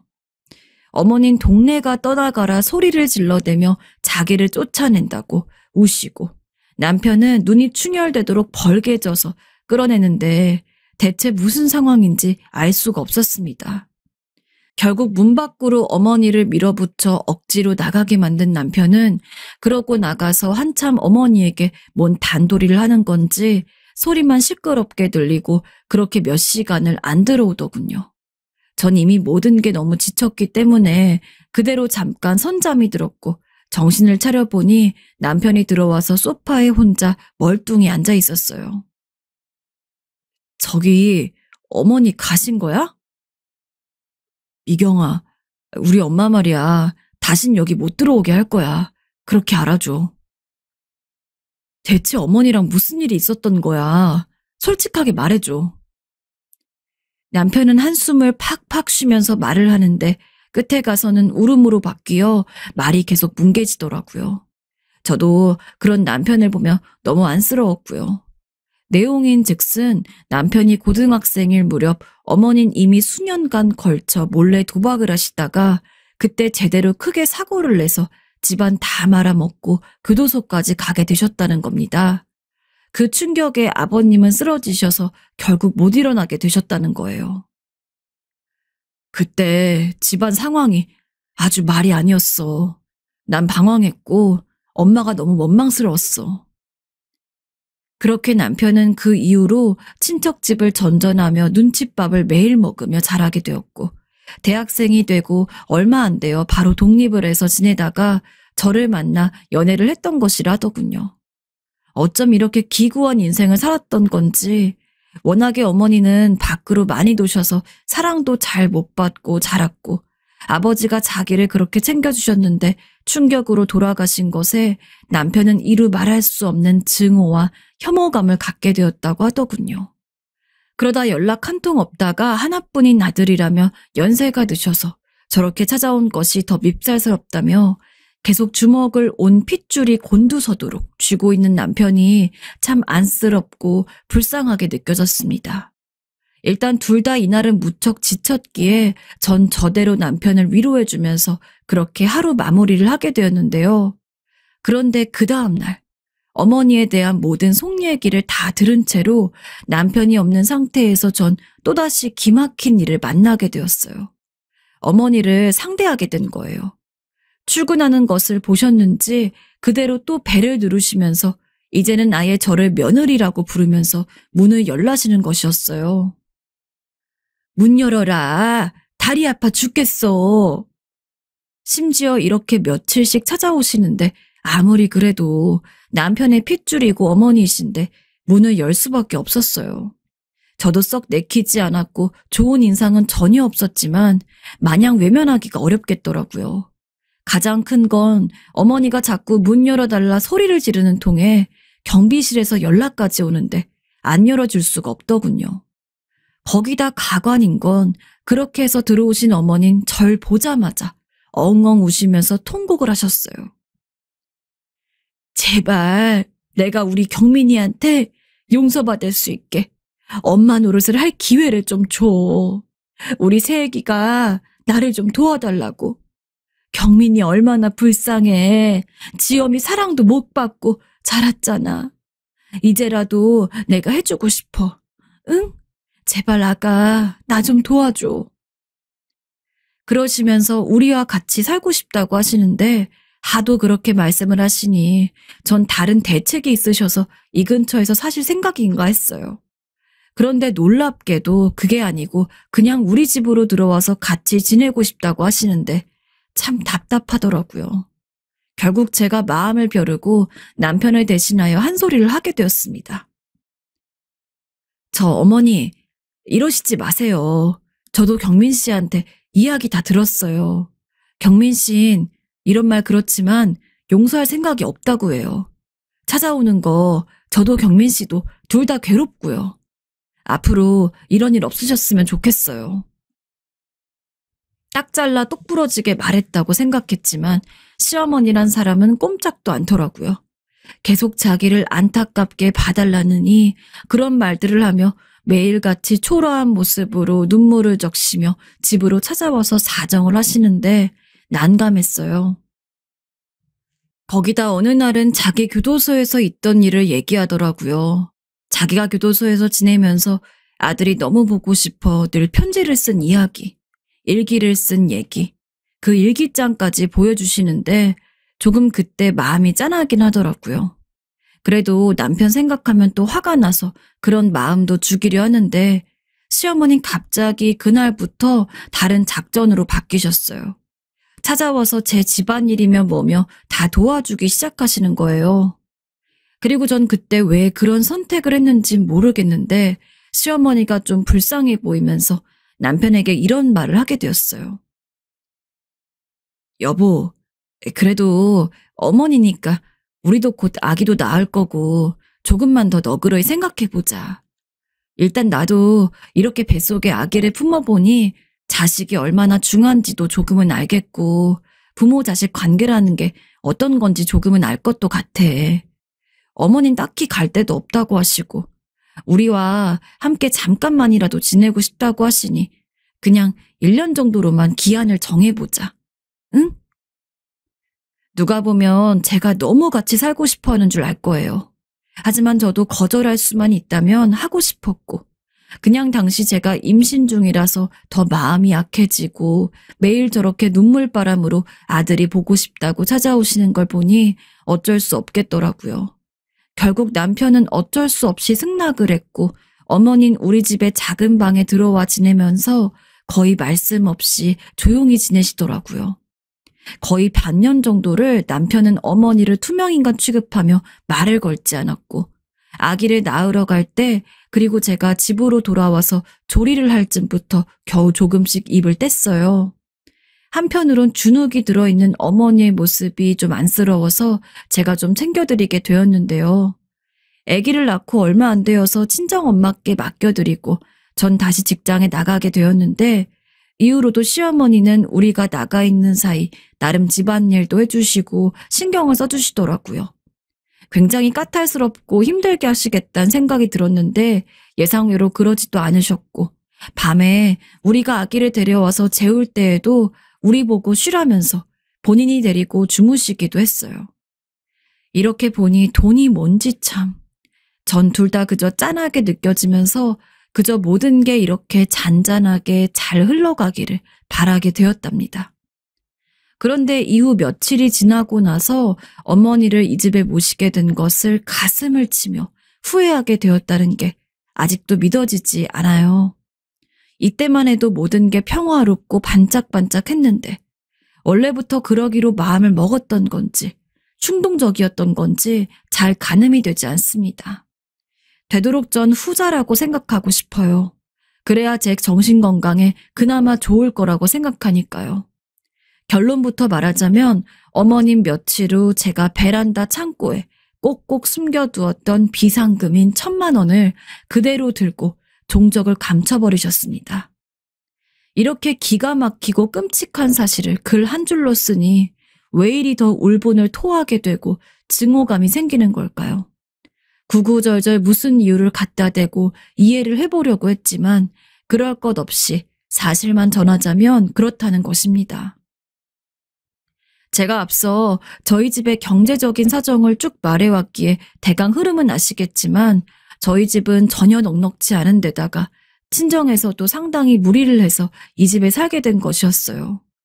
그런 상태로 제가 아기 가진 몸으로 열심히 일을 했고 낳고도 친정엄마께 용돈도 얼마 못 드리며 아기를 맡겨두고 다시 나가며 일하면서 이래저래 비상금이며 뭐며 해서 목돈으로 만든 게 1,000만 원이었어요. 그건 저희에게 줄 수 있는 걸 다 줘버리시고 형편이 많이 나빠지신 본인 건강엔 전혀 신경을 못 쓰신 친정아빠의 임플란트 비용이었어요.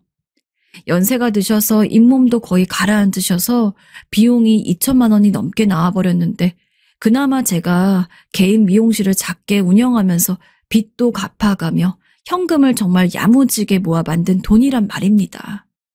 심지어 아빠 임플란트 값이라고 상자에 크게 매직으로 적어두기도 했어요. 1,000만 원이란 목돈이 딱 되어지면 은행에 그대로 넣을 생각으로 푼푼이 생기는 지폐들을 모아서 매번 거기에 넣어두었거든요. 이미 1,000만 원을 넘어 10몇만 원이 더 있었지만 가야지 하면서 생각을 하고 있었어요. 그런데 그 돈을 갖고 사라지신 어머니. 누가 봐도 어머니가 가져갔다는 게 명백했어요. 돈과 함께 어머니의 옷가지들, 얼마 되지 않는 짐들도, 그리고 어머니 자신도 사라지셨으니까요. 어머니를 너무 믿었던 걸까요? 왜 대체 전 그 사람을 믿었을까요? 이 사실을 알게 된 남편은 며칠을 술을 마시면서 괴로워했고 우린 이 사건에 대해서 서로 어떤 말도 먼저 입을 뗄 수가 없었어요. 어떤 날은 자다가도 너무 분하고 미칠 것 같아서 옆에 있는 남편 멱살이라도 잡고 흔들어야 하나 우라통이 치밀더라고요. 그렇게 우리 부부 사이에 골이 깊어져만 가다가 정말 이러다간 가정까지 망치게 될 것 같아서 겨우 이 일을 털어내고 아니 잠시 묻어두기로 했어요. 아기는 계속 자라고 있고 그 무렵에 친정아빠 건강도 안 좋아지시면서 전 머릿속에 너무 많은 것들을 갖고 다 신경을 쓰기는 힘들었거든요. 그렇게 해서 우린 일단락을 짓고 전 다시 생활전선에서 일을 하고 있었는데요. 그 와중에 더 가슴 아픈 일을 겪게 되었습니다. 친정아빠가 세상을 떠나게 되신 거예요. 다른 지병이 있으셨고 그것이 급격히 악화되셔서 돌아가신 것이긴 했지만 전 장례식 때 너무 한이 쌓여 제대로 울지도 못했어요. 집에 돌아와서야 뭔가 걸씬 들리게 먹은 것을 토해내듯 짐승마냥 그제서야 통곡을 하게 되더군요. 지병이 악화되기 전에 아빠가 임플란트 수술을 했었더라면 그 투병 중에 음식도 제대로 못 씹어 드셔서 그렇게 괴로워하셨는데 본인이 그렇게 좋아하시던 갈비를 단 한 끼라도 편히 드시고 가실 수 있었더라면 얼마나 좋았을까요? 이깟 자식이 뭐라고 딸 하나한테 갖고 있는 돈 다 보태주느라 자기 건강은 다 포기해버리신 아빠였어요. 제가 좀 더 무리해서 빚을 낼 테니 그렇게라도 수술을 하자고 하는데 네가 돈이 어딨냐며 괜찮다고 한사코 우기셨고요. 그때 떡하니 그 돈 1,000만 원이라도 아빠에게 내보일 수 있었더라면 여기저기 어떻게든 보태서 메꾸고 할 수 있었는데 아무것도 없이 영원인 상태로 다시 시작해서 모으기엔 아빠의 시간이 너무나 촉박했습니다. 전 정말 어떻게 해야 했던 걸까요? 이렇게 가슴에 피가 뚝뚝 떨어지도록 맺힌 한을 가장 가까운 배우자에게 털어놓을 수 없고 그 사람이 은연중에 간접적인 원인이라고까지 생각이 미치자 견딜 수가 없었어요. 차라리 시어머니가 눈앞에 있었다면 둘만의 일로 끝장을 볼 텐데 행적을 감춰버렸으니 그와 연결된 남편을 미워하게 되더라고요. 남편은 완전히 죄인이 된 마냥 장래 시작부터 끝까지 그리고 얼마간의 기간 동안도 저에게 말을 붙이지 못하고 그렇게 말라만 가더군요. 피골이 상접해진 남편이나 집안 꼴이 말이 아니게 된 현 상황이나 다 너무 꼴보기 싫어서 겨우 저는 정신을 차리고 다시 일상으로 돌아가게 되었어요. 삶을 살아가면서 아빠를 그리워하고 전 제가 이룬 가정에 집중하며 지내기를 몇 년 하다 보니 어느새 수년이 흘러버렸더군요. 한데 왜 매번 초대하지 않은 손님이 자꾸 들락날락 거리는 건지 아무리 문을 오픈하고 모든 손님을 받아들이는 제 미용실이었지만 들어와선 안 되는 인간이 얼굴을 들이밀었어요. 그 인간은 15년 정도의 세월이 지났으니 혹시 제가 못 알아볼까봐 굳이 자기가 제 시어머니라고 또 통성명을 하더라고요. 착각을 하시나 본데 전 꿈에서도 잊지 않았기에 단번에 알아보았습니다. 우리 가게에 손님들도 몇 명 있었는데 그 안으로 당당히 걸어 들어오더니 웬 가방을 내밀면서 말을 꺼내더라고요. 이게 아침부터 대체 무슨 미친 짓인지 전 눈을 그대로 시어머니 눈동자에 꽂고 조금의 미동도 없이 서 있었어요. 이거 받아라.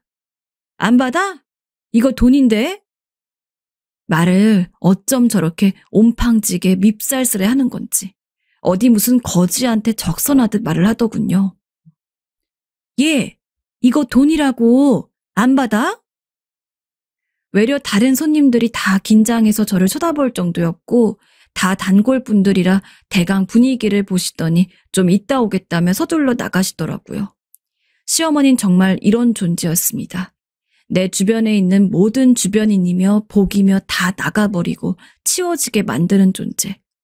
이런 생각이 들면서 점점 분노가 저 발끝부터 온몸에 차오르는 게 느껴져서 머릿속에는 땀이 날 정도더군요. 겉 모양새는 무슨 풍악을 올리러 온 사람 마냥 모자부터 귀걸이에 온갖 장신구들을 금으로 걸고 어쩜 그렇게 촌스럽고 천박하게 자기 돈 있다고 내색을 하고 온 건지 명품백 로고가 크게 박혀진 가방을 자꾸 내밀면서 열어보라는 거예요. 네가 안 열면 내가 열어줘? 이거 1억이야. 나중에 후회하려고 그래? 그러면서 지퍼를 찍 여는데 5만 원짜리가 빽빽하게 들어차 있는 것이 대충 눈으로 훑어봐도 그 정도 돈이 될 것 같다는 생각이 들긴 했어요. 그러면서 덧붙이는 말에 전 정말 옴짝달싹 못하고 그 자리에서 비명을 지르고 싶은 심정이었어요. 예, 있잖니? 전엔 나도 사정이 있었어. 그래서 이렇게 돈 불려왔잖아. 그건 미안하게 생각해. 너 계속 그렇게 꿀먹은 벙어리처럼 가만히 있을 거니? 경민이한테 전화 좀 해봐. 지 엄마 이렇게 성공해서 돌아왔다고 말이라도 해야지. 전 계속 대답을 않고 어머니를 노려보았어요. 어떻게 그 입으로 감히 미안하단 말을 할 수가 있는 걸까요? 얘는? 빨리 안 받고 뭐해? 나 팔 아파. 돈 없이 너네 집에 들어가 살던 때가 생각하나 본데 나 무시하지 마라. 잘 보여야 될 거야 니네. 아무튼 미안한 건 미안한 거고 네가 가운데에서 경민이가 나한테 좀 잘하게 얘기 다시 해봐. 이 이상 전 더 듣고 자시고 할 게 없었어요. 그냥 이 자리에서 빨리 치워버리고 싶더군요.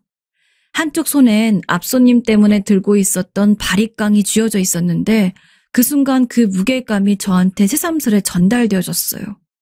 저도 무슨 정신이었는지 그대로 돌진해서 그 인간의 옆머리를 사정없이 붙잡고 무슨 소리가 나고 악을 쓰던 간에 제멋대로 길을 타게 되어버렸습니다.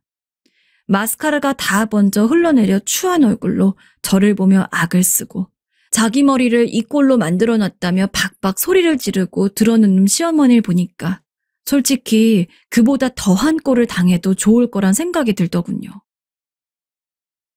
꺼져버려. 당장. 당신이 인간이야? 인두껍을 쓴 인간이 그러고도 찾아와서 입을 열어? 당신 때문에 당신 아들이며 나며 그렇게 챙겨주던 우리 아빠. 당신은 잘만 처먹고 있을 고기며 좋은 음식 한 입도 제대로 못 물어보고 돌아가셨다고.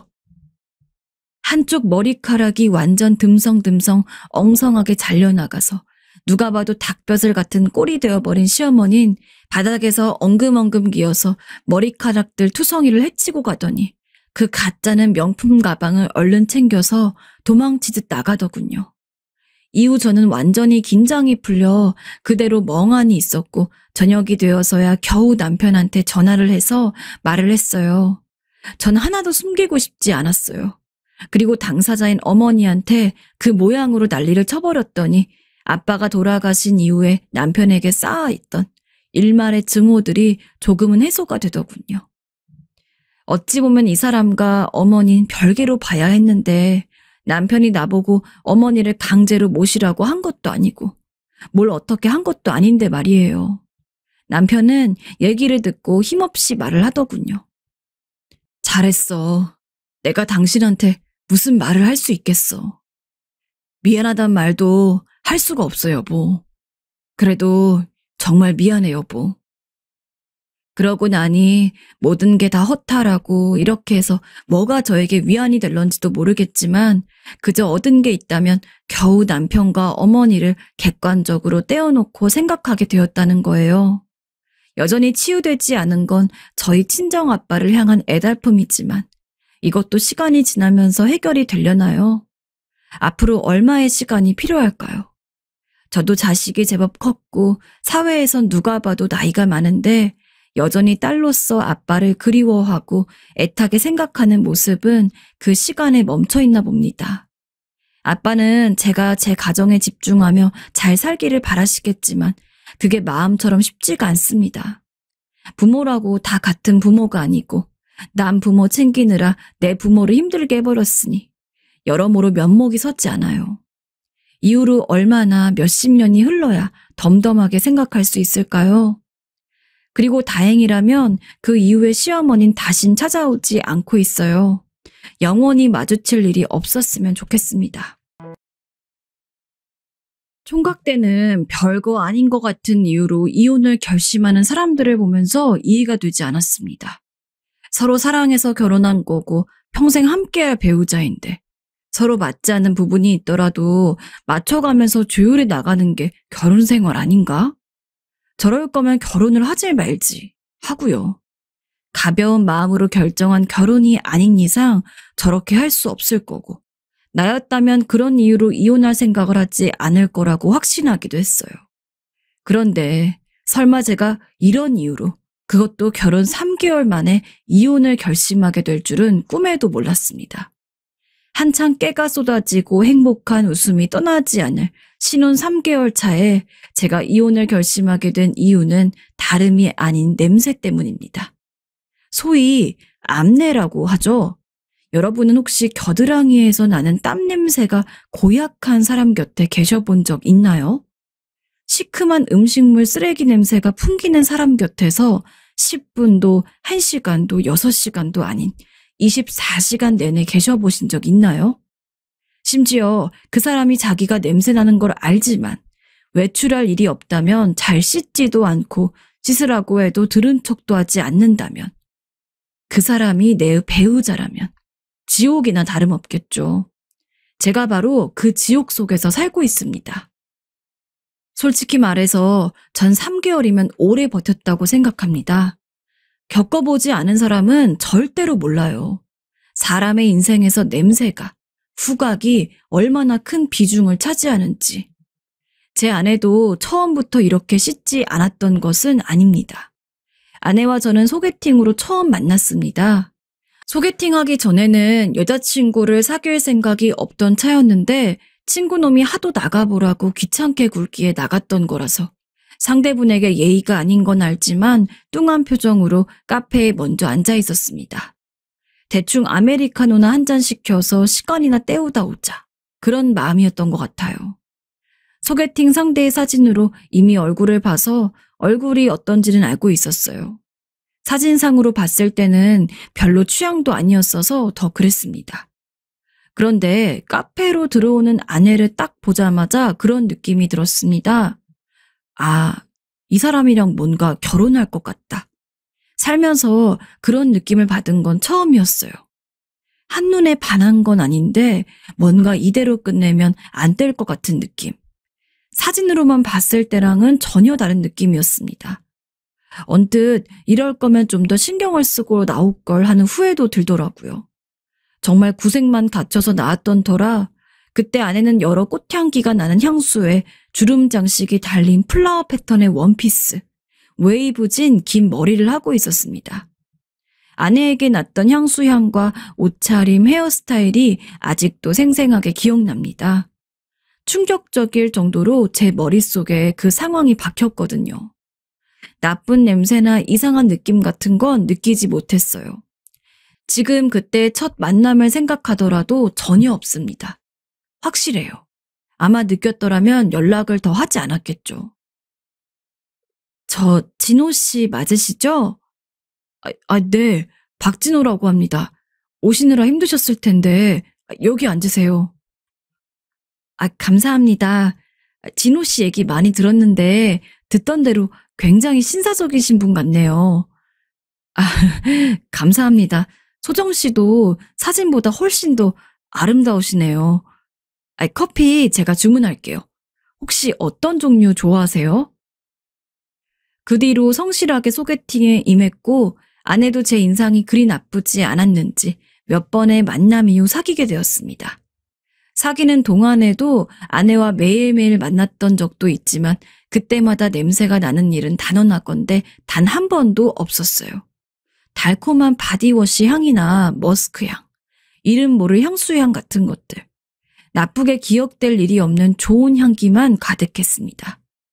아내에게 한 번이라도 악취가 났던 적이 있다면 기억에 많이 남았을 텐데 전혀 그런 기색을 보이지 않았습니다. 그런데 저와 결혼을 하자마자 하루에 한 번, 이틀에 한 번, 사흘에 한 번 점점 씻는 주기를 늘려나가더니 슬금슬금 안 씻기 시작한 겁니다. 지금 생각해보면 주말에 저를 만나러 왔을 때 향기가 났던 것도 외출하는 일이라 씻었던 게 아닐까 싶습니다. 지금도 외출을 할 일이 생기면 씻긴 하거든요. 아니 그냥 외출할 일이 없다고 씻지 않는 거 100번 양보해서 그럴 수 있다고 생각합니다. 더럽긴 해도 냄새가 나지 않았다면 이해해보려고 어떻게든 노력은 했을 거예요. 실제로 땀 냄새가 잘 나지 않는 사람도 있으니까. 아마 시간은 조금 걸렸겠지만 서로 합의하고 이해하면서 잘 넘어갈 수 있었을 것 같아요. 그런데 냄새가 나잖아요? 더럽기만 한 게 아니라 냄새까지 나면 그건 아니죠. 저였다면 제가 저한테 냄새가 나는 걸 스스로 몰랐어도 다른 사람이, 아내가, 내가 계속 같이 살 사람이 그런 이야기를 해서 알게 되었다면 부끄러워서라도 자주 씻으려고 노력을 했을 것 같은데 아내는 그렇지 않았습니다. 전 이런 사람을 살면서 처음 본 것 같아요. 사실 처음에는 본인한테 냄새가 나는 걸 본인은 잘 모르는 경우도 많으니까 아내도 그런 경우일 수 있겠다 싶었습니다. 그래서 혹시라도 아내가 수치스러워할까봐 겨드랑이에서 냄새가 좀 나는 것 같다. 씻는 게 어떻겠냐는 말을 조심조심 돌려서 말했는데 응, 나도 알아. 근데 안 씻고 싶어서 안 씻는 건데? 씻는 거 너무 귀찮잖아. 자기도 이해해 줄 수 있지? 이제 우리 평생 같이 살 건데. 그 정도는 이해해 줘야지. 뭐 어때, 부부 사이에. 냄새 날 수도 있지. 자기도 이미 알고 있었다면서 아무렇지 않게 웃더군요. 어떻게 보면 뻔뻔하게 나오는 그런 말을 들으니까 사람이 말문이 턱 막히더라고요. 고민을 하다가 상처가 되지 않을 말들로만 골라서 힘겹게 이야기를 했더니 이런 식으로 반응하니 뭐라고 대꾸를 해야 할지도 모르겠고, 그때는 그래도 내가 말을 했는데 말은 그렇게 했어도 좀 신경 쓰일 테니까 최소한 이틀에 한 번, 사흘에 한 번은 씻겠지. 설마 안 씻겠어? 하고 넘어갔습니다. 좋은 말을 들은 것도 아니고 알고 있던 거라도 남의 입으로 기분이 조금 나쁠 법한 말을 들으면 계속 생각하게 되잖아요. 그런데 아내는 그런 타입이 아니었나 봅니다. 그 뒤로도 달라진 게 없었어요. 날이 부쩍 더워져서 실내에서 땀을 흘리는데도 전혀 씻지 않고, 그러면서 덥다고 민소매 티를 입고 근처에만 가도 음식물 쓰레기 냄새가 진동하는데 아랑곳하지 않더라고요. 오히려 제가 냄새 때문에 아내를 슬슬 피하는 모습을 보이면 서운한 티를 내며 제게 투정을 부렸습니다. 자기야, 정말 섭섭하다. 내가 무슨 쓰레기도 아니고 어떻게 사람을 그렇게 피할 수가 있어? 자기 하나 믿고 결혼했는데 지금 나랑 뭐 하자는 거야? 그런 의도는 아니었는데 그렇게 느꼈다면 미안해. 근데 여보, 냄새가 나서 그랬어. 안 씻은 지 오래된 걸로 아는데 좀 씻는 건 어때? 아무리 귀찮아도 그렇지 사흘에 한 번은 씻어야 하는 거 아니야? 머리 좀 봐. 머리에 무슨 식용유 발라놓은 것처럼 맨들맨들거리잖아. 그리고 한 침대에서 한 입을 덮고 자는 나도 생각해줘야지, 여보. 정말 섭섭하고 서운할 사람이 누군데. 그래도 그때는 누군가가 대놓고 저를 피하는 기색을 보인다면 저 역시 섭섭한 마음이 들었을 테니까 아내에게 사과했습니다. 그리고 좀 씻는 건 어떠냐고 말을 꺼내봤어요. 그런데 돌아오는 반응은 역시나 거절이었습니다. 조금 더 서운함이 담긴 말과 함께요. 정말 실망이다. 남편이면 이런 건 좀 이해해줘야 하는 거 아니야? 내 라이프 스타일이 이런데 어떡하라고. 자기가 주말에 일찍 일어나는 게 싫은 것처럼 난 씻는 게 너무 귀찮아. 나도 주말에 우리 데이트하고 싶어도 자기 일 힘든 거 이해하니까 데이트 가자고 자기 조르는 일 없었잖아. 내가 뭐 해달라고 했어? 아니면 하지 말래? 그런 적 없잖아. 부부는 맞춰가는 거라는데. 그런데 자기는 어떻게 이런 것도 이해 못해? 그거랑은 조금 다르지. 그리고 나도 여보가 주말에 놀러 가고 싶다고 말을 했다면 매번 좀 힘들어도 최대한 그렇게 하도록 했을 거야. 이번 주말이라도 놀러 가자, 그럼. 근데 그러면 여보도 씻으려는 노력 정도는 해야 하는 거 아니야? 부부는 서로 맞춰가는 거라며. 그런데 왜 여보는 자기 방식만 고집하려고 해? 아낸 제 말을 듣고는 한참 동안 저를 바라만 보더니 방으로 들어가 버렸습니다. 결혼하기 전엔 저희가 싸움을 하더라도 가족 문제로 싸우지 않을까 했는데 설마 냄새로 첫 부부싸움을 싸우리라고는 생각도 못했어요. 그렇게 저희의 첫 부부싸움이 끝났습니다. 그게 끝이었다면 좋으련만 저희 부부는 이젠 아주 지겨울 정도로 같은 주제로 싸우게 되었습니다. 한 번은 싸우다가 너무너무 지겨워서 저희 친누나와 사촌형에게 고민을 상담한 적도 있었습니다. 얼굴이 왜 이렇게 창백해? 고민이 있는 것도 그렇고 무슨 일 있어? 그러게, 얘 얼굴이 왜 이러냐? 신혼이라 그런가? 그렇게 안 좋아 보여? 고민한 티가 나긴 했나 보네. 이게 이야기하자면 길기도 하고 좀 부끄러운 얘기인데, 고민이 있다는 말에 선뜻 나와준 누나와 형에게 고마운 마음이 들었지만 저희 가정에 치부를 이야기해야 한다는 것에 입이 선뜻 열리진 않더군요. 아무래도 정말 개인적인 일이다 보니까 이런 걸 말해도 될까 싶었습니다. 그런데 이렇게 상담이라도 하지 않으면 정말 이혼이라도 하게 될 것 같아서 그땐 이혼까진 생각해보지 않았었거든요. 언제든 관계를 개선할 수 있으리라, 아내와의 합의점을 찾아서 원만하게 해결할 수 있으리라 그렇게 생각했습니다. 그리고 내가 오버하는 건가란 생각도 들더군요. 사람들이 각자 다른 환경에서 살다 보니 서로 틀린 게 있고 다를 수도 있는 건데 무조건 내 입장에서 생각하는 게 아닌가란 그런 의심이요. 그래서 상담해볼까 생각했던 거였고, 그리고 형과 누나 모두 결혼을 한 사람들이라서 비슷한 문제를 겪어본 적이 있지 않을까 하는 마음도 있었어요. 확실한 해결책을 가지고 있을 것만 같은 믿음이랄까? 평소에도 제가 고민을 이야기하면 곧잘 들어주고 해결책을 잘 제시해 주었거든요. 많이 어려운 얘기야? 무슨 얘기길래 이렇게 뜸을 들여? 야, 일단 한잔해. 말하기 어려울 땐 술이 좀 들어가 줘야 해. 됐어. 형이나 마셔. 나 차 가지고 왔으니까. 제가 또 한참을 뜸을 들이니까 형과 누나가 한잔하고는 제게 이렇게 말했습니다. 우리 한잔 했으니까 잘 기억 못할 거거든? 앞으로 그럴 예정이야. 그러니까 말해봐. 자식, 뜸 엄청나게 들이네. 어디 가서 말 안 할 테니까 말해봐. 무슨 일인데? 그런 말을 듣는데 정말 고맙더라고요. 아무리 가족이라지만 저렇게 말해주고 고민 들어주는 게 쉬운 일은 아닐 텐데. 제가 망설이는 걸 보자마자 저렇게 해줄 수 있는 좋은 사람을 난 가족으로 뒀구나 하는 마음도 들고, 그래서 정말 어려웠지만 입을 뗐습니다. 그게 사실 아내가 너무 잘 안 씻어서 고민이야. 더러워서 고민인 거야? 뭐야, 뜸 들인 거에 비해서 별거 아니네. 그런 걸로 고민이냐? 끝까지 들어봐야지. 그래서 안 씻는 게 어떤 식으로 문제인 건데? 그냥 안 씻는 거라면, 고민이면 아휴, 조금 더럽더라도 언젠간 내가 잘 이해하고 넘어갔을 것 같은데 냄새가 조금 심해. 정말 진절머리 나게 심해. 말을 하는데 자동으로 한숨이 나오더라고요. 고마운 것과 별개로 이런 이유를 제 입으로 말하면서 상담을 하고 있다는 게 즐거워야 할 신혼에 이렇게 잡음을 티내게 되다니 싶은 생각이었습니다. 치부를 드러내는 게 많이 부끄럽기도 했고요. 땀 냄새 말하는 거야? 사람이면 다 날 수 있지 않나? 진호, 네가 흉곽에 좀 예민한가 보다.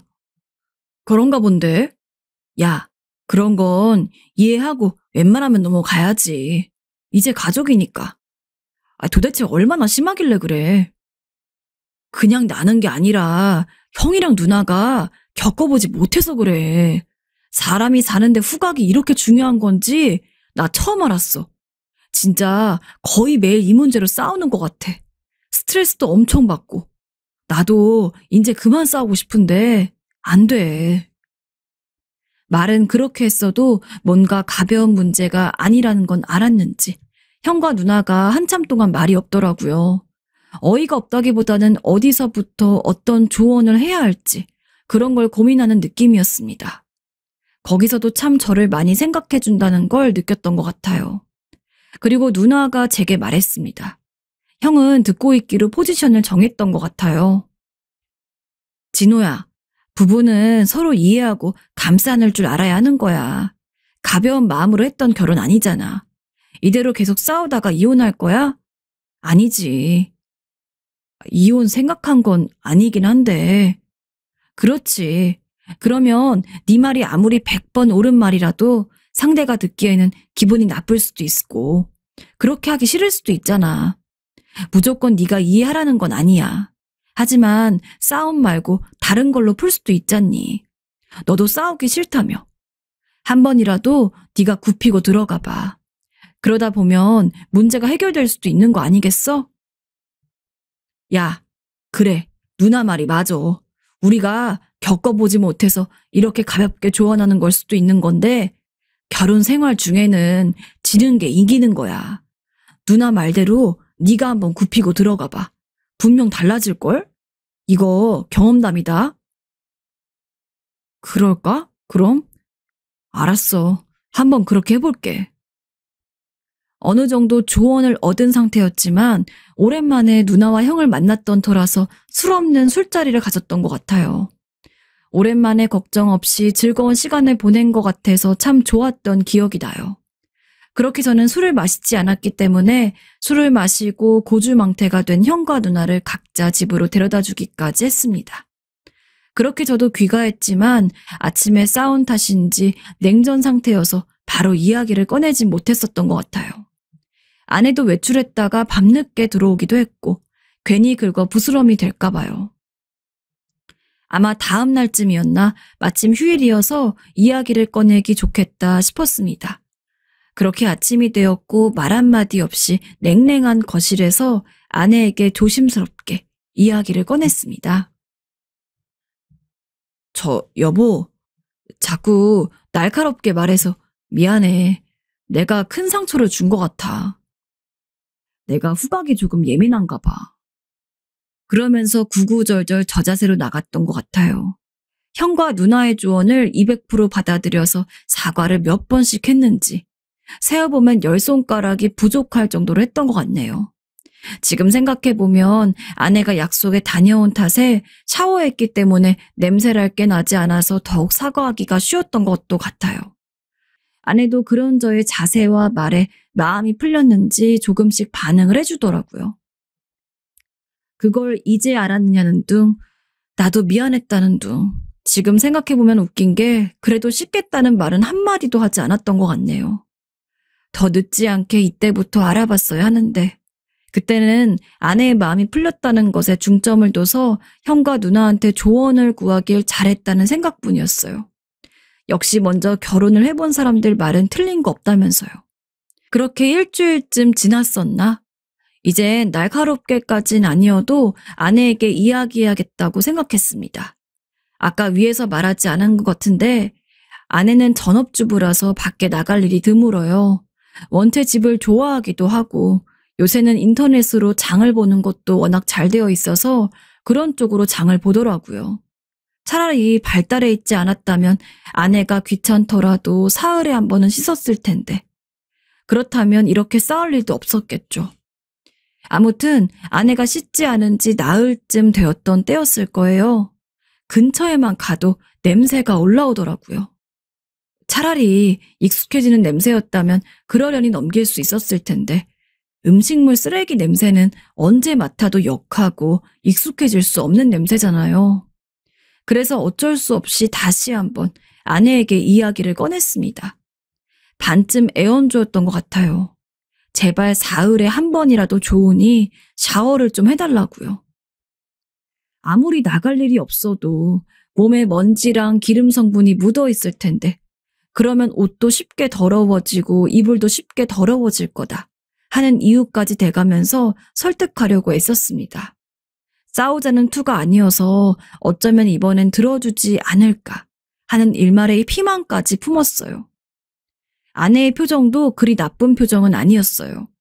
확 기분이 나쁘다거나 바로 거절의 말을 뱉을 것처럼 보이지 않았으니까요. 그렇게 간절한 표정으로 아내의 입이 열리기만을 기다리는데 기대가 산산이 부서졌습니다. 아내는 좀 생각하는 듯이 하는 음성을 내더니 거절의 말을 뱉더군요. 너무 어이가 없었어서 아직도 그 어투와 했던 말이 모조리 기억나요. 표정도 묘사하라면 얼마든지 할 수 있을 만큼 생생해요. 그래서인지 그 다음 일들이 어땠는지 잘 기억이 안 나네요. 그냥 어영부영 넘어갔던 것 같아요. 싸운 기억이 없으니까. 그 뒤로 그때의 조언과 아내의 말을 받아들여서 아내를 어떻게든 이해해보려고 부단히 많은 노력을 쏟았습니다. 이혼 생각이 없었고 아내는 그런 냄새만 아니라면 참 좋은 사람이었거든요. 그렇게 2달쯤을 꾹꾹 참다 터져버렸습니다.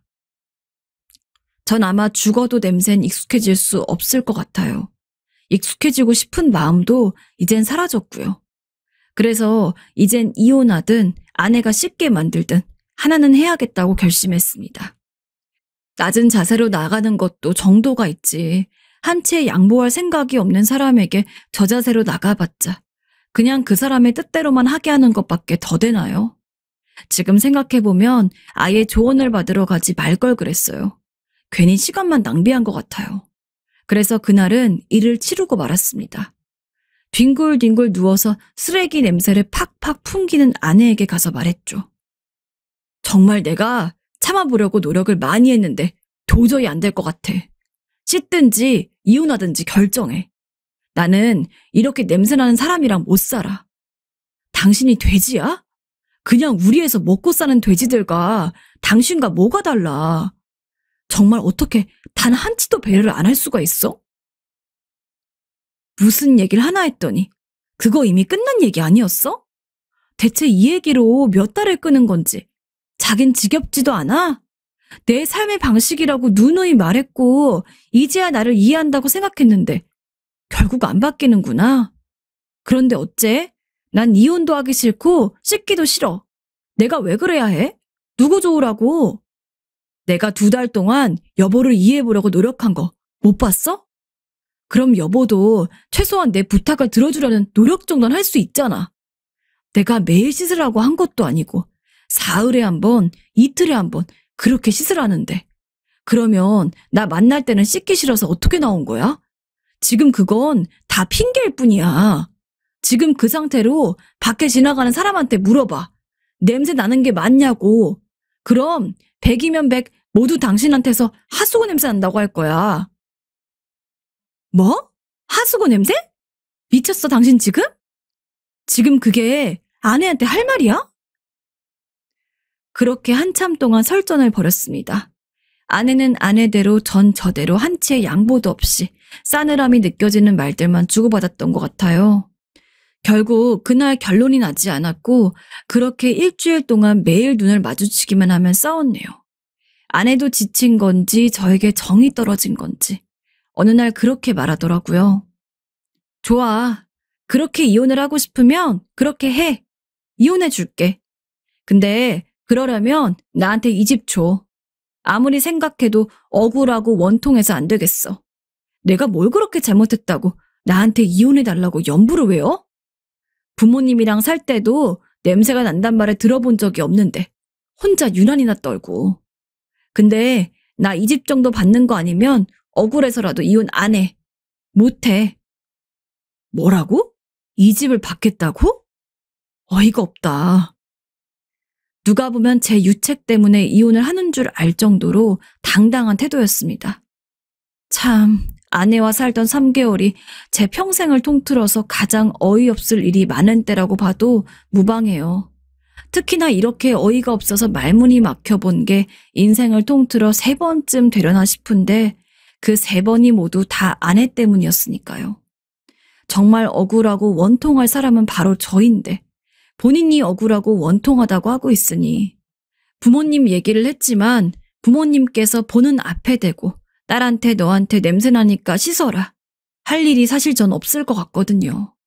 게다가 부모님과 살 때는 저와 연애를 할 시기이기도 했고 결혼 전엔 회사에 다녔으니까 매일 씻으니까 당연히 냄새가 안 날 거 아니에요. 많이 안 씻어봤자 이틀 정도일 거고 냄새가 심하게 나지 않았을 거예요. 말을 하실까 하다가도 어차피 내일 씻을 텐데 하고 삼키셨을 것 같고요. 그래서 일단은 절대 집 못 준다고 못을 박아두고 그러면 법대로 하자. 난 이혼 소송을 진행하겠다고 대답했습니다. 아내에게 남아있던 마지막 정이 저말로 모두 다 소모된 것만 같은 기분이었습니다. 요새는 이혼 전문 변호사를 알아보는 중입니다. 부모님께 무슨 말을 해야 할지 막막하지만 결국 저를 이해해 주실 거라고 믿고 있습니다. 그런데 문득 드는 생각이 정말 아내의 주장처럼 제 잘못일까요? 전 도저히 모르겠습니다. 여러분이라면 몇십 년 동안 상대방의 몸에서 나는 음식물 쓰레기 냄새를 맡으면서 결혼 생활을 해나갈 자신이 있으신가요? 특히 말로는 절대 설명하지 못할 겨드랑이에서 나는 암내는 정말 지옥 같습니다. 제 사연을 들으신 분들은 뭐 그것 가지고 라고 하시는 분이 있겠지만 정말 저 지옥에서 사는 것 같습니다. 제가 그 냄새를 어떻게든 견디면서 스트레스를 받건 구역질하건 이혼 얘기를 꾹꾹 삼켰어야 하는 건지 제가 예민하게 군 건지 이젠 아무것도 모르겠네요. 여러분, 저 잘한 거 맞을까요? 막상 이혼을 하려니까 두렵기도 하네요.